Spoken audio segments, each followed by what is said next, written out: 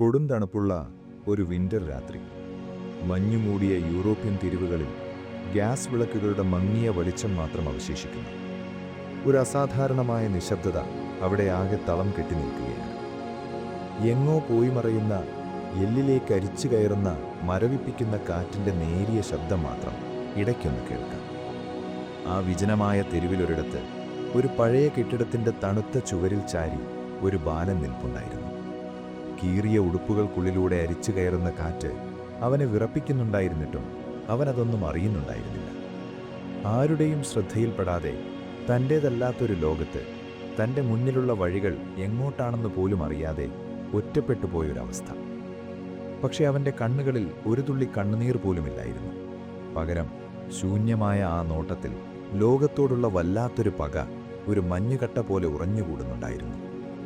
അന്ന് ആരും അറിഞ്ഞില്ല, ആ ചെറിയ മനസ്സിൽ ലോകം ഇന്നുവരെ കാണാത്തത്ര വലിയൊരിരുട്ട് പതിയെ മുളപൊട്ടുന്നുണ്ടായിരുന്നുവെന്ന്. അതൊരു അനാഥനായ കുട്ടിയുടെ വെറുമൊരു കഥയായിരുന്നില്ല. വരും കാലത്ത് ലോക ചരിത്രത്തെ തന്നെ രക്തം കൊണ്ട് മാറ്റിമറിക്കാൻ പോകുന്ന ഒരു മഹാവിപത്തിൻ്റെ ഏറ്റവും നിശബ്ദമായ തുടക്കമായിരുന്നു അത്. കോടിക്കണക്കിന് മനുഷ്യരുടെ വിധിയെഴുതിയ, കാലം പോലും ഇന്നും ഭയത്തോടെ മാത്രം ഓർക്കുന്ന ആ ഇരുട്ടിൻ്റെ നിശബ്ദതയുടെ ആഴങ്ങളിൽ നിന്നാണ് നമ്മൾ ഈ കഥ ആരംഭിക്കുന്നത്. ഒരു നിമിഷം സുഹൃത്തുക്കളെ, മലയാളം ബെഡ് ടൈം ടെയിൽസിലേക്ക് നിങ്ങൾക്കേവർക്കും സ്നേഹം നിറഞ്ഞ സ്വാഗതം. രാത്രിയുടെ ഈ മനോഹരമായ നിശബ്ദതയിൽ നമ്മൾ പങ്കുവയ്ക്കുന്ന ഈ കഥകൾ നിങ്ങളുടെ മനസ്സിന് ശാന്തത നൽകുന്നുണ്ടെങ്കിൽ ഈ ചാനൽ സബ്സ്ക്രൈബ് ചെയ്ത് കൂടെയുണ്ടാകാൻ മറക്കരുത്. നിങ്ങളുടെ ആ ചെറിയ പിന്തുണയാണ് ഞങ്ങളുടെ ഏറ്റവും വലിയ ഊർജം. ഇനി നമുക്ക് പതിയെ ഇന്നത്തെ കഥയിലേക്ക് കിടക്കാം. അതിനായി ഏറ്റവും സുഖകരമായ ഒരിടത്ത് ചാരിയിരിക്കുകയോ കിടക്കുകയോ ചെയ്യാം. മുറിയിലെ വെളിച്ചം അല്പമൊന്ന് കുറയ്ക്കാം. ഇനി പതുക്കെ കണ്ണുകളടച്ച് ദീർഘമായി ശാന്തമായി ഒന്ന് ശ്വസിക്കൂ. ചുറ്റുമുള്ള ലോകത്തെ പതുക്കെ മറന്ന് ആ ശബ്ദങ്ങളെയെല്ലാം പിന്നിലുപേക്ഷിച്ച് നമുക്ക് ഈ നിഗൂഢമായ ചരിത്രയാത്ര തുടങ്ങാം. 19-ാം നൂറ്റാണ്ടിൻ്റെ അവസാന നാളുകൾ. യൂറോപ്പിൻ്റെ ഹൃദയഭാഗത്ത് വലിയ രണ്ട് സാമ്രാജ്യങ്ങളെ വേർതിരിക്കുന്ന അതിർത്തിയിൽ വളരെ ചെറിയൊരു ഗ്രാമമുണ്ടായിരുന്നു.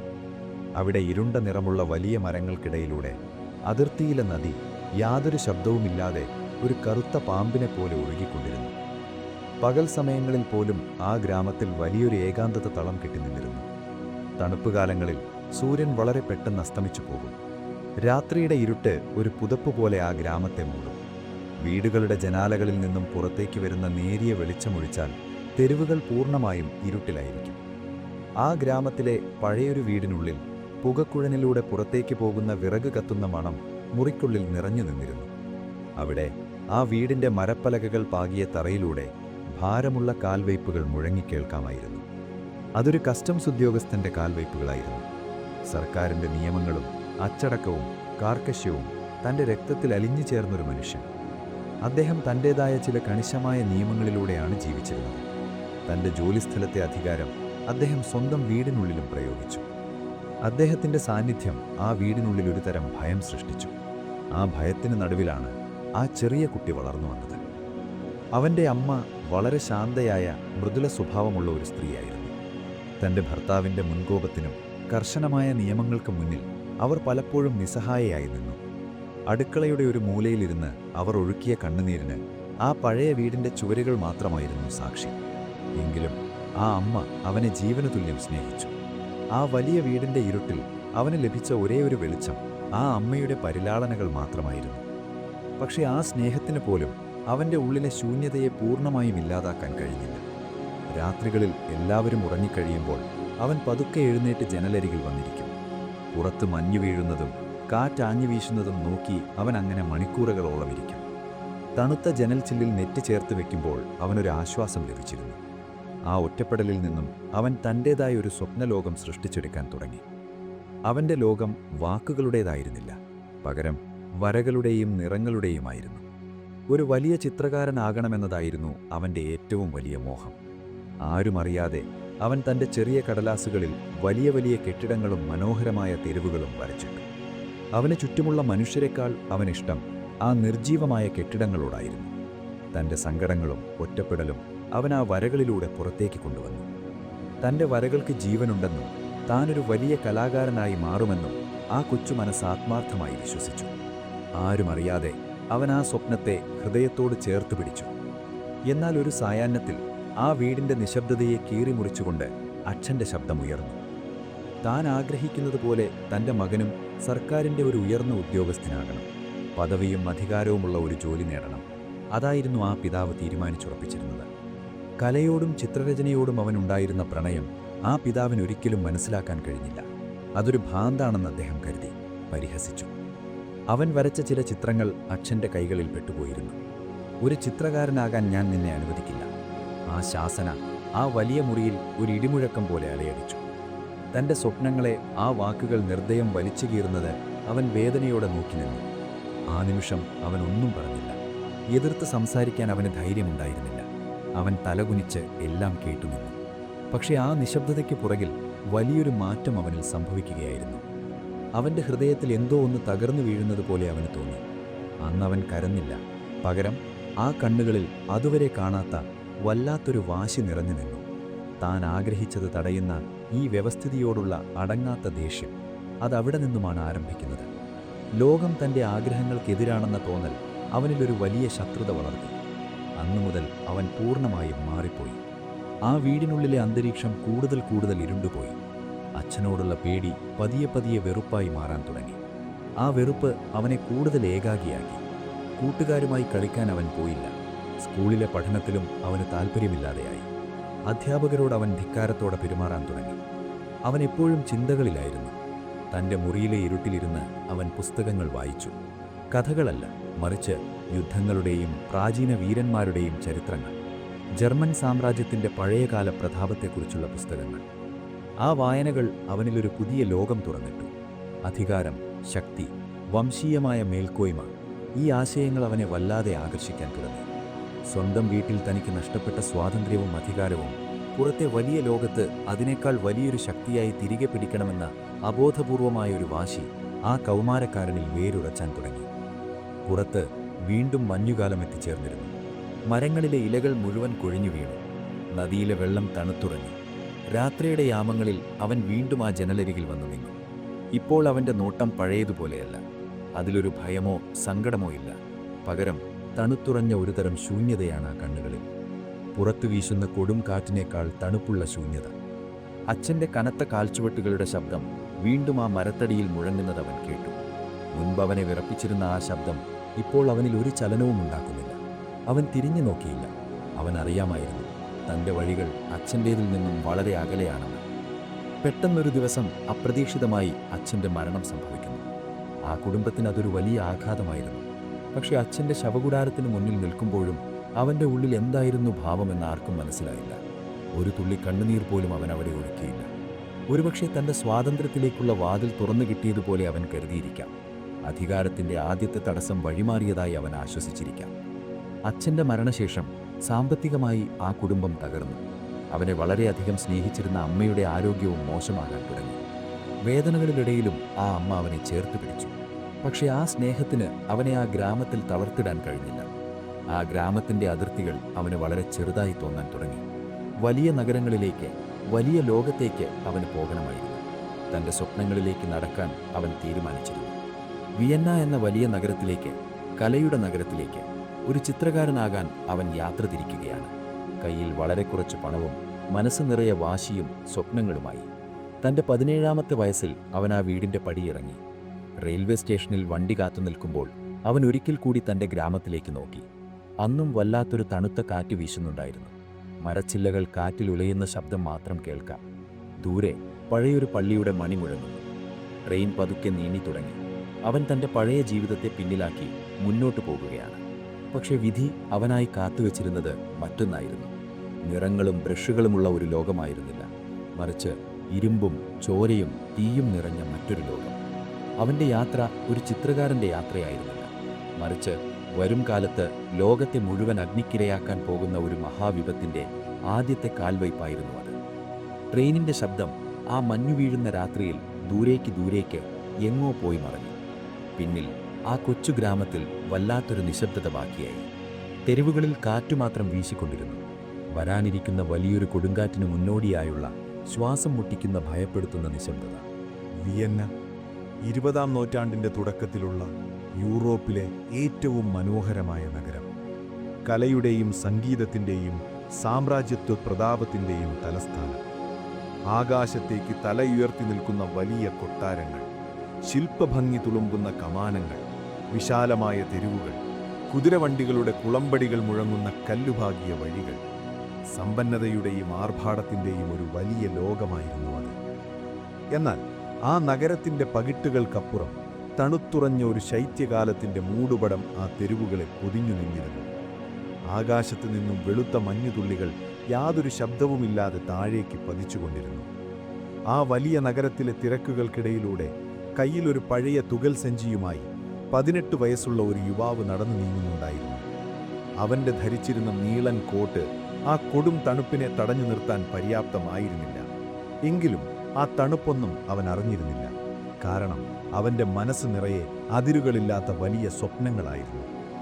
തൻ്റെ പഴയ ഗ്രാമത്തിൽ നിന്നും അച്ഛൻ്റെ കർശനമായ നിയന്ത്രണങ്ങളിൽ നിന്നും രക്ഷപ്പെട്ട് ഒരു വലിയ ചിത്രകാരനാകാൻ വന്നതാണവൻ. ആ തുകൽ സഞ്ചിയിൽ നിറയെ അവൻ സ്വന്തമായി വരച്ച ചിത്രങ്ങളായിരുന്നു. കെട്ടിടങ്ങളുടെയും പള്ളികളുടെയും രൂപരേഖകൾ. അവനൊരു വലിയ കലാകാരനാകണം, ലോകം മുഴുവൻ അറിയപ്പെടുന്ന ഒരാളാകണം. ആ ഒരൊറ്റ ലക്ഷ്യം മാത്രമായിരുന്നു അവൻ്റെ മുന്നിലുണ്ടായിരുന്നത്. ഫൈൻ ആർട്സ് അക്കാഡമി, വിയന്നയിലെ ഏറ്റവും വലിയ കലാപഠന കേന്ദ്രം. ആ വലിയ കെട്ടിടത്തിൻ്റെ കൽപ്പടവുകൾ കയറുമ്പോൾ അവൻ്റെ ഹൃദയം വേഗത്തിൽ മിടിക്കുന്നുണ്ടായിരുന്നു. ആ വലിയ തടിവാതിലുകൾ തള്ളിത്തുറന്ന് അവൻ അകത്തേക്ക് കയറി. ഉയർന്ന മേൽക്കൂരകളുള്ള വിശാലമായ ആ വലിയ ഹാളിൽ അവനെപ്പോലെ വലിയ സ്വപ്നങ്ങളുമായി വന്ന നൂറുകണക്കിന് യുവാക്കൾ കാത്തുനിൽപ്പുണ്ടായിരുന്നു. അവിടെ ആകെ ഒരുതരം ഭയപ്പെടുത്തുന്ന നിശബ്ദത തളം കെട്ടി നിന്നിരുന്നു. ഉദ്യോഗസ്ഥരുടെ കാലൊച്ചകൾ മാത്രം ആ വലിയ മുറികളിൽ പ്രതിധ്വനിച്ചു. തൻ്റെ ഊഴത്തിനായി അവൻ കാത്തുനിന്നു. ഓരോ നിമിഷവും ഒരു യുഗം പോലെ അവന് തോന്നി. താൻ വരച്ച ചിത്രങ്ങൾ ലോകം അംഗീകരിക്കാൻ പോകുന്ന നിമിഷത്തെക്കുറിച്ച് അവൻ മനസ്സിൽ കണ്ടു. തൻ്റെ വരകളിലെ കൃത്യതയും കെട്ടിടങ്ങളുടെ ഘടനയും ആരെയും വിസ്മയിപ്പിക്കുമെന്ന് അവൻ ഉറച്ചു വിശ്വസിച്ചിരുന്നു. ഒടുവിൽ ആ വിധി നിർണയത്തിൻ്റെ നിമിഷം വന്നെത്തി. മുതിർന്ന കലാകാരന്മാരും അക്കാഡമിയിലെ ഉദ്യോഗസ്ഥരുമടങ്ങുന്ന ഒരു സംഘത്തിന് മുന്നിലേക്ക് അവൻ തൻ്റെ ചിത്രങ്ങൾ വെച്ചു. അവർ ആ കടലാസുകളിലൂടെ കണ്ണോടിച്ചു. അവൻ ശ്വാസമടക്കിപ്പിടിച്ച് അവരുടെ മുഖത്തേക്ക് നോക്കി നിന്നു. തൻ്റെ കഴിവിനെ പ്രകീർത്തിക്കുന്ന വാക്കുകൾ കേൾക്കാൻ അവൻ്റെ കാതുകൾ കുതിച്ചു. പക്ഷേ ആ വലിയ ഹാളിൻ്റെ നിശബ്ദതയെ ഭേദിച്ച് വളരെ തണുത്ത, വികാരങ്ങളില്ലാത്ത ഒരു ശബ്ദം പുറത്തുവന്നു. നിങ്ങൾക്ക് കഴിവില്ല. ഈ ചിത്രങ്ങളിൽ ജീവനില്ല, മനുഷ്യരില്ല, വികാരങ്ങളില്ല. ഇതൊരു ചിത്രകാരൻ്റെ വരകളല്ല, ഒരു കെട്ടിട നിർമ്മാതാവിൻ്റെ വെറും രേഖാചിത്രങ്ങൾ മാത്രമാണ്. ഒരു കലാകാരനാകാനുള്ള യാതൊരു യോഗ്യതയും നിങ്ങൾക്കില്ല. അധികാരികളുടെ ആ വാക്കുകൾ ഓരോ അക്ഷരവും ഒരു ഇരുമ്പു ചുറ്റിക പോലെ അവൻ്റെ സ്വപ്നങ്ങൾക്ക് മേൽ ആഞ്ഞടിച്ചു. അവനൊന്നും പറയാനാവാതെ തറഞ്ഞു നിന്നുപോയി. ലോകം മുഴുവൻ അംഗീകരിക്കുമെന്ന് കരുതിയ തൻ്റെ കഴിവ് വെറും മിഥ്യയാണെന്ന് ഒരു നിമിഷം കൊണ്ട് അവർ വിധിയെഴുതിയിരിക്കുന്നു. അവൻ എന്തൊക്കെയോ പറയാൻ ശ്രമിച്ചു. പക്ഷേ വാക്കുകൾ തൊണ്ടയിൽ കുരുങ്ങി നിന്നു. ആരും അവനെ ശ്രദ്ധിച്ചില്ല. അടുത്ത ആൾക്ക് വേണ്ടി അവർ പേര് വിളിച്ചു കഴിഞ്ഞിരുന്നു. ആ വലിയ അക്കാഡമിയുടെ പടവുകൾ ഇറങ്ങി പുറത്തേക്ക് വരുമ്പോൾ അവന് ചുറ്റുമുള്ള ലോകം ശൂന്യമായതുപോലെ തോന്നി. പുറത്ത് മഞ്ഞുവീഴ്ചയുടെ ശക്തി കൂടിയിരുന്നു. തെരുവിലെ ഗ്യാസ് വിളക്കുകൾ കാറ്റിൽ ഉലയുന്നുണ്ടായിരുന്നു. തണുത്ത കാറ്റ് അവൻ്റെ മുഖത്തടിച്ചെങ്കിലും ഉള്ളിലുണ്ടായ വലിയൊരു തകർച്ചയുടെ ആഘാതത്തിൽ അവൻ അതൊന്നും അറിഞ്ഞില്ല. തൻ്റെ ജീവിതത്തിൻ്റെ ഒരേ ഒരു ലക്ഷ്യമാണ് ആ നിമിഷം അവസാനിച്ചത്. താനൊരു പ്രതിഭയാണെന്നുള്ള അവൻ്റെ വിശ്വാസത്തെ അവർ നിഷ്കരുണം വലിച്ചെറിഞ്ഞിരിക്കുന്നു. ആ രാത്രിയിൽ വിയന്നയിലെ തെരുവുകളിലൂടെ എങ്ങോട്ടെന്നില്ലാതെ അവൻ നടന്നു. അവൻ്റെ കാലൊച്ചകൾക്ക് യാതൊരു ലക്ഷ്യവും ഉണ്ടായിരുന്നില്ല. ആകാശം മുട്ടിനിൽക്കുന്ന കൊട്ടാരങ്ങളും ശില്പങ്ങളും ഇപ്പോൾ അവനെ നോക്കി പരിഹസിക്കുന്നതുപോലെ അവന് തോന്നി. തൻ്റെ പരാജയത്തിൻ്റെ കയ്പ് അവനിൽ പതിയെ പതിയെ ദേഷ്യമായി മാറാൻ തുടങ്ങി. തനിക്ക് കഴിവില്ലാത്തതുകൊണ്ടല്ല, മറിച്ച് തന്നെ മനസ്സിലാക്കാൻ ഈ ലോകത്തിന് കഴിയാത്തതുകൊണ്ടാണെന്ന് അവൻ വിശ്വസിച്ചു. ആ അക്കാഡമിയിലെ വിധികർത്താക്കളെ അവൻ വെറുത്തു. അവരുടെ നിയമങ്ങളെ അവൻ വെറുത്തു. തന്നെ അംഗീകരിക്കാത്ത ആ നഗരത്തെ, ആ സമൂഹത്തെ അവൻ അങ്ങേയറ്റം വെറുക്കാൻ തുടങ്ങി. പരാജയത്തിൻ്റെ ആ വേദനയിൽ നീറുമ്പോഴാണ് വിധി വീണ്ടും അവനെ തേടിയെത്തിയത്. തൻ്റെ ഗ്രാമത്തിൽ നിന്നും ഒരു കത്ത് അവനെ തേടിയെത്തി. തൻ്റെ അമ്മ, ലോകത്തവൻ ഏറ്റവും കൂടുതൽ സ്നേഹിച്ചിരുന്ന, അവനെ ഏറ്റവും കൂടുതൽ മനസ്സിലാക്കിയിരുന്ന ഒരേയൊരാൾ അവനെ വിട്ടുപോയിരിക്കുന്നു. ആ വാർത്ത അവനെ പൂർണ്ണമായും തകർത്തുകളഞ്ഞു. തൻ്റെ ജീവിതത്തിലെ അവസാനത്തെ വെളിച്ചവും ആ മരണത്തോടെ അണഞ്ഞുപോയി. അച്ഛൻ്റെ മരണത്തിൽ ഒരു തുള്ളി കണ്ണുനീർ പൊഴിക്കാത്ത അവൻ തൻ്റെ അമ്മയുടെ ശവകുടീരത്തിന് മുന്നിൽ പൊട്ടിക്കരഞ്ഞു. തണുത്തുറഞ്ഞ ആ മണ്ണിലേക്ക് നോക്കി നിൽക്കുമ്പോൾ താൻ ഈ ലോകത്ത് തീർത്തും ഒറ്റപ്പെട്ടവനാണെന്നുള്ള സത്യം അവൻ തിരിച്ചറിഞ്ഞു. തിരികെ വിയന്നയിലെത്തിയ അവന് പിന്നെ ഒന്നും നഷ്ടപ്പെടാനില്ലായിരുന്നു. വർഷങ്ങൾ കടന്നുപോയി. വിയന്ന നഗരം കൂടുതൽ തിളങ്ങാൻ തുടങ്ങി. എന്നാൽ അവന്റെ ജീവിതം ഇരുട്ടിൽ നിന്നും കൂടുതൽ ഇരുട്ടിലേക്ക് പതിക്കുകയായിരുന്നു. കയ്യിലുണ്ടായിരുന്ന പണം മുഴുവൻ തീർന്നു. വാടക കൊടുക്കാൻ കഴിയാതെ വന്നതോടെ അവന് താമസിച്ചിരുന്ന മുറി നഷ്ടപ്പെട്ടു. വിയന്നയിലെ ആഡിഭരങ്ങളുടെ തെരുവുകൾക്ക് താഴെ ദാരിദ്ര്യവും അഴുക്കും നിറഞ്ഞ മറ്റൊരു ലോകമുണ്ടായിരുന്നു. തെരുവുകളിൽ അന്തിയുറങ്ങുന്നവരുടെയും അഗതികളുടെയും ലോകം. അങ്ങോട്ടേക്ക് അവൻ വലിച്ചെറിയപ്പെട്ടു. കൊടും തണുപ്പുള്ള രാത്രികളിൽ അഗതി മന്ദിരങ്ങളുടെ ഇടുങ്ങിയതും ദുർഗന്ധം വമിക്കുന്നതുമായ മുറികളിൽ മറ്റു നൂറുകണക്കിന് മനുഷ്യർക്കൊപ്പം അവൻ ചുരുണ്ടുകൂടി കിടന്നു. വിശപ്പ് അവന്റെ സ്ഥിരം കൂട്ടുകാരനായി മാറി. കീറിപ്പറിഞ്ഞ ഉടുപ്പുകളും വൃത്തിഹീനമായ രൂപവുമായി വിയന്നയുടെ ഇരുണ്ട കോണുകളിൽ അവൻ അലഞ്ഞു നടന്നു. ജീവൻ നിലനിർത്താൻ വേണ്ടി അവൻ വീണ്ടും ചിത്രങ്ങൾ വരച്ചു തുടങ്ങി. വലിയ ക്യാൻവാസുകളിലല്ല, മറിച്ച് വിനോദസഞ്ചാരികൾക്ക് വിൽക്കാനുള്ള ചെറിയ തപാൽ കാർഡുകളിൽ. തെരുവോരങ്ങളിൽ നിന്ന് ആരുടെയൊക്കെയോ ഔദാര്യത്തിനായി കൈനീട്ടേണ്ടി വന്ന ആ അവസ്ഥ അവന്റെ ഉള്ളിലെ അഹങ്കാരത്തെ മുറിവേൽപ്പിച്ചു. തണുത്തുറഞ്ഞ സായാഹ്നങ്ങളിൽ ഒരു പഴയ ഓവർകോട്ട് ധരിച്ച് തെരുവിന്റെ ഒരു മൂലയിൽ അവൻ നിൽക്കുമായിരുന്നു, അവൻ വരച്ച കാർഡുകൾ വിൽക്കാൻ വേണ്ടി. അവന്റെ മുന്നിലൂടെ കുതിരവണ്ടികളിൽ വില കൂടിയ വസ്ത്രങ്ങൾ ധരിച്ച സമ്പന്നർ കടന്നുപോയി. വലിയ ഒപ്പേറ ഹൗസുകളിലേക്ക് സംഗീതം ആസ്വദിക്കാൻ പോകുന്നവർ, ചൂടുള്ള ഭക്ഷണശാലകളിൽ നിന്ന് പുറത്തുവരുന്ന ചിരിയും ബഹളവും, ഇതെല്ലാം അവൻ നോക്കി നിന്നു. അവന്റെ കണ്ണുകളിൽ ഇപ്പോൾ സങ്കടമുണ്ടായിരുന്നില്ല, നിരാശയുമുണ്ടായിരുന്നില്ല. പകരം മനുഷ്യർക്ക് സങ്കല്പിക്കാനും അപ്പുറമുള്ള ഒരു വലിയ വെറുപ്പ് അവിടെ തിളച്ചു മറിഞ്ഞുകൊണ്ടിരുന്നു. തന്റെ പരാജയത്തിനും തന്റെ ദാരിദ്ര്യത്തിനും കാരണം താനല്ലെന്നും ഈ സമൂഹമാണെന്നും അവൻ വിശ്വസിച്ചു. തന്നേക്കാൾ കഴിവ് കുറഞ്ഞവർ സമ്പന്നരായി ജീവിക്കുമ്പോൾ താൻ തെരുവിൽ കിടക്കാൻ കാരണം ഈ വിയന്നയിലെ വ്യവസ്ഥിതിയാണെന്നവൻ കരുതി. അവൻ ആളുകളെ നിരീക്ഷിക്കാൻ തുടങ്ങി. അവരുടെ വസ്ത്രങ്ങളെ, അവരുടെ ഭാഷയെ, അവരുടെ രൂപത്തെ. ഈ നഗരത്തിലെ സമ്പന്നരായ ചില പ്രത്യേക വിഭാഗം ആളുകളോടുള്ള വെറുപ്പ് അവനിലൊരു രോഗം പോലെ പടർന്നു പിടിച്ചു. തന്റെ കഷ്ടപ്പാടുകൾക്ക് കാരണം അവരാണെന്ന് അവൻ സ്വയം വിശ്വസിച്ചു. അഗതിമന്ദിരങ്ങളിലെ മങ്ങിയ വെളിച്ചത്തിൽ പുകയിലയുടെയും വിയർപ്പിന്റെയും മണമുള്ള ആ ഇടുങ്ങിയ മുറികളിൽ ഇരുന്ന് അവൻ പൊളിറ്റിക്സിനെക്കുറിച്ച് സംസാരിക്കാൻ തുടങ്ങി. പത്രങ്ങൾ വായിച്ചു. തന്റെ ചുറ്റുമുള്ള പട്ടിണിപ്പാവങ്ങളോട് സമൂഹത്തിന്റെ അനീതികളെക്കുറിച്ച് അവൻ ഉച്ചത്തിൽ സംസാരിക്കാൻ തുടങ്ങി. ആ വാക്കുകളിൽ തീപ്പൊരികളുണ്ടായിരുന്നു. ഒരു കലാകാരന്റെ മൃദുലമായ വികാരങ്ങൾ അവനിൽ നിന്നും എന്നേക്കുമായി മരിച്ചുപോയിരുന്നു. തോൽവികളും അപമാനവും ഒറ്റപ്പെടലും ചേർന്ന് അവന്റെ ഹൃദയത്തെ ഒരു കരിങ്കല്ല് പോലെ ഉറപ്പിച്ചു കഴിഞ്ഞിരുന്നു. കലയുടെ ലോകം അവനെ പുറത്താക്കിയപ്പോൾ അവൻ പുതിയൊരു ലോകം തേടുകയായിരുന്നു. തന്നെ പരാജയപ്പെടുത്തിയ ഈ സമൂഹത്തെ തന്റെ കാൽ കീഴിൽ കൊണ്ടുവരാനുള്ള ഒരു വഴി, പ്രതികാരത്തിന്റെ ഒരു വലിയ വഴി. വിയന്നയിലെ തെരുവുകളിൽ രാത്രി വളരെ വൈകിയിരുന്നു. മഞ്ഞുവീഴ്ച നിന്നിരിക്കുന്നു. എങ്ങും വല്ലാത്ത ഒരു നിശബ്ദത. ഗ്യാസ് വിളക്കുകളുടെ വെളിച്ചം തെരുവിലെ ചെറിയ വെള്ളക്കെട്ടുകളിൽ പ്രതിഫലിക്കുന്നുണ്ട്. ആ ഒഴിഞ്ഞ തെരുവിലൂടെ പഴയ ഒരു നീളൻ കോട്ടും ധരിച്ച് നടന്നു നീങ്ങുന്ന ആ മെലിഞ്ഞ രൂപം ഇരുട്ടിലേക്ക് മറഞ്ഞുപോയി. അവന്റെ കാലൊച്ചകൾ മാത്രം ആ തണുത്ത രാത്രിയിൽ വളരെ നേരം പ്രതിധ്വനിച്ചുകൊണ്ടിരുന്നു. അതൊരു സാധാരണക്കാരന്റെ കാലൊച്ചകളായിരുന്നില്ല. വരാനിരിക്കുന്ന കാലത്ത് ലോകത്തെ മുഴുവൻ വിറപ്പിക്കാൻ പോകുന്ന യുദ്ധങ്ങളുടെയും കൂട്ടക്കുരുതികളുടെയും ഒരു വലിയ ദുരന്തത്തിന്റെ തുടക്കമായിരുന്നു അത്. ആ കാലൊച്ചകൾ വിയന്നയുടെ നിശബ്ദതയിൽ അലിഞ്ഞില്ലാതായി. 1914 യൂറോപ്പിന്റെ ചരിത്രത്തിലെ ഏറ്റവും ഇരുണ്ട അധ്യായങ്ങളിലൊന്ന് അവിടെ എഴുതപ്പെടാൻ തുടങ്ങുകയായിരുന്നു. വിയന്നയുടെ തെരുവുകളിലെ ദാരിദ്ര്യത്തിൽ നിന്നും പട്ടിണിയിൽ നിന്നും രക്ഷപ്പെടാൻ ഒരു വഴി തേടി അലഞ്ഞ യുവാവിന്റെ മുന്നിലേക്ക് കാലം ഒരു വലിയ യുദ്ധത്തിന്റെ രൂപത്തിൽ വന്നു നിന്നു. ഒന്നാം ലോകമഹായുദ്ധം. ലോകം അതുവരെ കണ്ടിട്ടുള്ളതിൽ വെച്ച് ഏറ്റവും വലിയ നരഹത്യ. സാമ്രാജ്യങ്ങൾ തമ്മിലുള്ള അധികാര വടംവലികൾ അതിർത്തികളിലെ സമാധാനത്തെ കീറിമുറിച്ചു.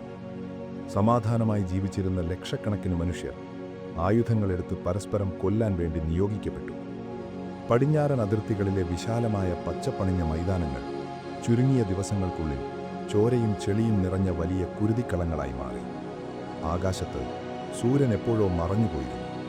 വെടിമരുന്നിന്റെ കറുത്ത പുകപടലങ്ങൾ പകലിനെപ്പോലും രാത്രിയാക്കി മാറ്റി. തുടർച്ചയായി പെയ്യുന്ന തണുത്ത മഴ പടയാളികൾ ഒളിച്ചിരിക്കുന്ന നീളൻ കിടങ്ങുകൾക്കുള്ളിൽ കാൽമുട്ടോളം വെള്ളം നിറച്ചു. ചീഞ്ഞഴുകുന്ന മനുഷ്യമാംസത്തിന്റെയും കരിഞ്ഞ വെടിമരുന്നിന്റെയും വല്ലാത്തൊരു ദുർഗന്ധം ആ തണുത്ത കാറ്റിലെങ്ങും നിറഞ്ഞു നിന്നിരുന്നു. ആ ഇടുങ്ങിയ വെളിച്ചം കടക്കാത്ത കിടങ്ങുകൾക്കുള്ളിൽ നനഞ്ഞൊട്ടിയ സൈനിക വസ്ത്രവും ധരിച്ച് തണുത്തുറഞ്ഞ തോക്കും നെഞ്ചോട് ചേർത്ത് പിടിച്ച് അവൻ ഇരിപ്പുണ്ടായിരുന്നു. വിയന്നയിലെ തെരുവുകളിൽ യാചകനെപ്പോലെ അലഞ്ഞുതിരിഞ്ഞ ആ പഴയ ചിത്രകാരനല്ല ഇപ്പോൾ അവൻ. ജർമ്മൻ സൈന്യത്തിലെ ഒരു സാധാരണ പടയാളിയാണ്. അവന് ചുറ്റും ആ കിടങ്ങുകളുടെ ഇരുട്ടിൽ ഭയന്നു വിറയ്ക്കുന്ന നൂറുകണക്കിന് മനുഷ്യരുണ്ടായിരുന്നു. തങ്ങളുടെ നാട്ടിലെ വീടും കുടുംബവും കുട്ടികളെയും ഓർത്ത് ആരും കാണാതെ കണ്ണീർ വാർക്കുന്ന സഹപ്രവർത്തകർ. മരണം ഏതു നിമിഷവും തങ്ങളെ തേടിയെത്താമെന്ന തിരിച്ചറിവിൽ ശ്വാസം അടക്കി പിടിച്ചിരിക്കുന്ന മനുഷ്യർ. എന്നാൽ അവരോടൊപ്പം ഇരിക്കുമ്പോഴും അവൻ്റെ മുഖത്ത് ഒരു തുള്ളി ഭയം പോലുമില്ലായിരുന്നു. വിയന്നയിലെ ആ അനാഥത്വത്തിൽ നിന്നും അപമാനത്തിൽ നിന്നും അവനൊരു മോചനം ലഭിച്ചത് ഈ യുദ്ധത്തിലൂടെയാണ്. അവിടെ അവൻ ആരുമില്ലാത്തവനായിരുന്നു. എന്നാൽ ഇവിടെ ആദ്യമായി അവന് സ്വന്തമായി ഒരു വിലാസം ലഭിച്ചു. ഒരു സൈനിക യൂണിഫോം, കൃത്യമായ നിയമങ്ങൾ അനുസരിക്കാൻ മേലധികാരികൾ. അവനെ സംബന്ധിച്ച് അതൊരു പുതിയ ലോകമായിരുന്നു. തൻ്റെ ലക്ഷ്യമില്ലാത്ത ജീവിതത്തിന് ആദ്യമായി ഒരു അർത്ഥം ലഭിച്ചതുപോലെ അവന് തോന്നി. മറ്റുള്ളവർക്കിതൊരു നരകമായിരുന്നെങ്കിൽ അവന് ഇതൊരു അഭയകേന്ദ്രമായിരുന്നു. പെട്ടെന്ന് ആ കനത്ത നിശബ്ദതയെ കീറിമുറിച്ചുകൊണ്ട് ദൂരെ നിന്നും വലിയ പീരങ്കികൾ ഗർജിക്കാൻ തുടങ്ങി. ആകാശത്തൂടെ തീ തുപ്പുന്ന വലിയ ഷെല്ലുകൾ കാതടപ്പിക്കുന്ന വലിയ ശബ്ദത്തോടെ അവരുടെ കിടങ്ങുകൾക്ക് ചുറ്റും വീണുപൊട്ടി. ഭൂമി വലിയൊരു ഭൂകമ്പത്തിലെന്ന പോലെ കുലുങ്ങി. ചെളിയും കല്ലുകളും മനുഷ്യ ശരീരങ്ങളുടെ അവശിഷ്ടങ്ങളും ആകാശത്തേക്ക് തെറിച്ചു വീണു. മരണത്തിൻ്റെ ഭയാനകമായ നിലവിളികൾ ആ വലിയ സ്ഫോടനങ്ങളുടെ ശബ്ദത്തിൽ അലിഞ്ഞില്ലാതായി. ഈ കൊടും ക്രൂരതകൾക്കിടയിലും അവൻ്റെ ഉള്ളിൽ ഒട്ടും സങ്കടമുണ്ടായിരുന്നില്ല. ആ സ്ഫോടനങ്ങളുടെ ശബ്ദം അവനിൽ വല്ലാത്തൊരു ലഹരിയാണുണ്ടാക്കിയത്. സമാധാനകാലത്ത് തന്നെ ഒറ്റപ്പെടുത്തിയ ഈ ലോകം, തന്നെ പരാജയപ്പെടുത്തിയ ഈ മനുഷ്യർ ഇപ്പോൾ മൃഗങ്ങളെപ്പോലെ പരസ്പരം കടിച്ചു കീറുന്നത് കണ്ട് അവൻ ഉള്ളിൽ ചിരിച്ചു. ഈ നാശവും ഈ ക്രൂരതയും തൻ്റെ വിധിയുടെ ഭാഗമാണെന്ന് അവൻ വിശ്വസിക്കാൻ തുടങ്ങി. യുദ്ധരംഗത്ത് അവനൊരു സന്ദേശവാഹകനായിരുന്നു. വെടിയുണ്ടകൾ മഴ പോലെ പെയ്യുന്ന മരണത്തിൻ്റെ ആ തുറസായ മൈതാനങ്ങളിലൂടെ ഒരു കിടങ്ങിൽ നിന്നും മറ്റൊന്നിലേക്ക് സൈനിക മേധാവികളുടെ ഉത്തരവുകളുമായി അവൻ ഓടി. ഓരോ ചുവടുവെപ്പിലും മരണം അവനെ കാത്തുനിന്നിരുന്നു. പലപ്പോഴും തൊട്ടടുത്തോടിക്കൊണ്ടിരുന്ന കൂട്ടുകാർ വെടിയേറ്റ് ചിന്നിച്ചിതറി വീഴുമ്പോഴും അവൻ തിരിഞ്ഞു നോക്കാതെ മുന്നോട്ട് കുതിച്ചു. അതവന് മരണത്തോടുള്ള ഭയമില്ലായ്മയായിരുന്നില്ല, മറിച്ച് മനുഷ്യജീവനോടുള്ള പൂർണ്ണമായ പുച്ഛമായിരുന്നു. സഹജീവികളോടുള്ള എല്ലാവിധ സഹാനുഭൂതിയും അവനിൽ നിന്നും എന്നേക്കുമായി മരിച്ചുപോയിരുന്നു. യുദ്ധം അവനൊരു പാഠശാലയായിരുന്നു. മനുഷ്യന്റെ ജീവന് യാതൊരു വിലയുമില്ലെന്നും അധികാരവും ശക്തിയുമുള്ളവനെ ഈ ലോകത്തു നിലനിൽക്കാൻ അവകാശമുള്ളൂ എന്നും അവൻ ആ ചോര പുരണ്ട കിടങ്ങുകളിൽ നിന്നാണ് പഠിച്ചത്. കരുണ എന്നത് ദുർബലരുടെ ലക്ഷണമാണെന്ന് അവൻ സ്വയം വിശ്വസിപ്പിച്ചു. ദിവസങ്ങൾ മാസങ്ങളായി, മാസങ്ങൾ വർഷങ്ങളായി നീണ്ടുപോയി. യുദ്ധം അതിൻ്റെ ഏറ്റവും ഭയാനക രൂപം പ്രാപിച്ചു. മാനുഷികമായ എല്ലാ പരിഗണനകളും കാറ്റിൽ പറത്തിക്കൊണ്ട് പുതിയ ആയുധങ്ങൾ പ്രയോഗിക്കപ്പെട്ടു. മഞ്ഞ നിറത്തിലുള്ള വിഷവാതകങ്ങൾ നിറഞ്ഞ കാറ്റ് കിടങ്ങുകളിലേക്ക് വീശി തുടങ്ങി. ശ്വാസം കിട്ടാതെ ശ്വാസകോശം പൊട്ടി ചോരതുപ്പി പിടഞ്ഞു മരിക്കുന്ന മനുഷ്യരുടെ ദയനീയമായ കാഴ്ചകൾ അവനെ കൂടുതൽ കഠിനഹൃദയനാക്കി മാറ്റി. ആ ചോരക്കളങ്ങളിലൂടെയുള്ള അവൻ്റെ യാത്രകൾക്ക് സൈന്യം അവനൊരു വലിയ അംഗീകാരം നൽകി. ധീരതയ്ക്കുള്ള ഒരു പുരസ്കാരം, ഇരുമ്പുകൊണ്ടുള്ള ഒരു ചെറിയ കുരിശ് അവരുടെ സൈനിക മേധാവികൾ അവൻ്റെ നെഞ്ചിൽ തുന്നിച്ചേർത്തു. ആ ചെറിയ ലോഹക്കഷ്ണം അവനിൽ വളരെ വലിയൊരു മാനസിക മാറ്റമുണ്ടാക്കി. താൻ മറ്റുള്ളവരെപ്പോലെ വെറുമൊരു സാധാരണക്കാരനല്ലെന്നും ഈ വലിയ ലോകത്തെ മാറ്റിമറിക്കാൻ വിധി തിരഞ്ഞെടുക്കപ്പെട്ട ഒരുവനാണെന്നും അവൻ സ്വയം വിശ്വസിക്കാൻ തുടങ്ങി.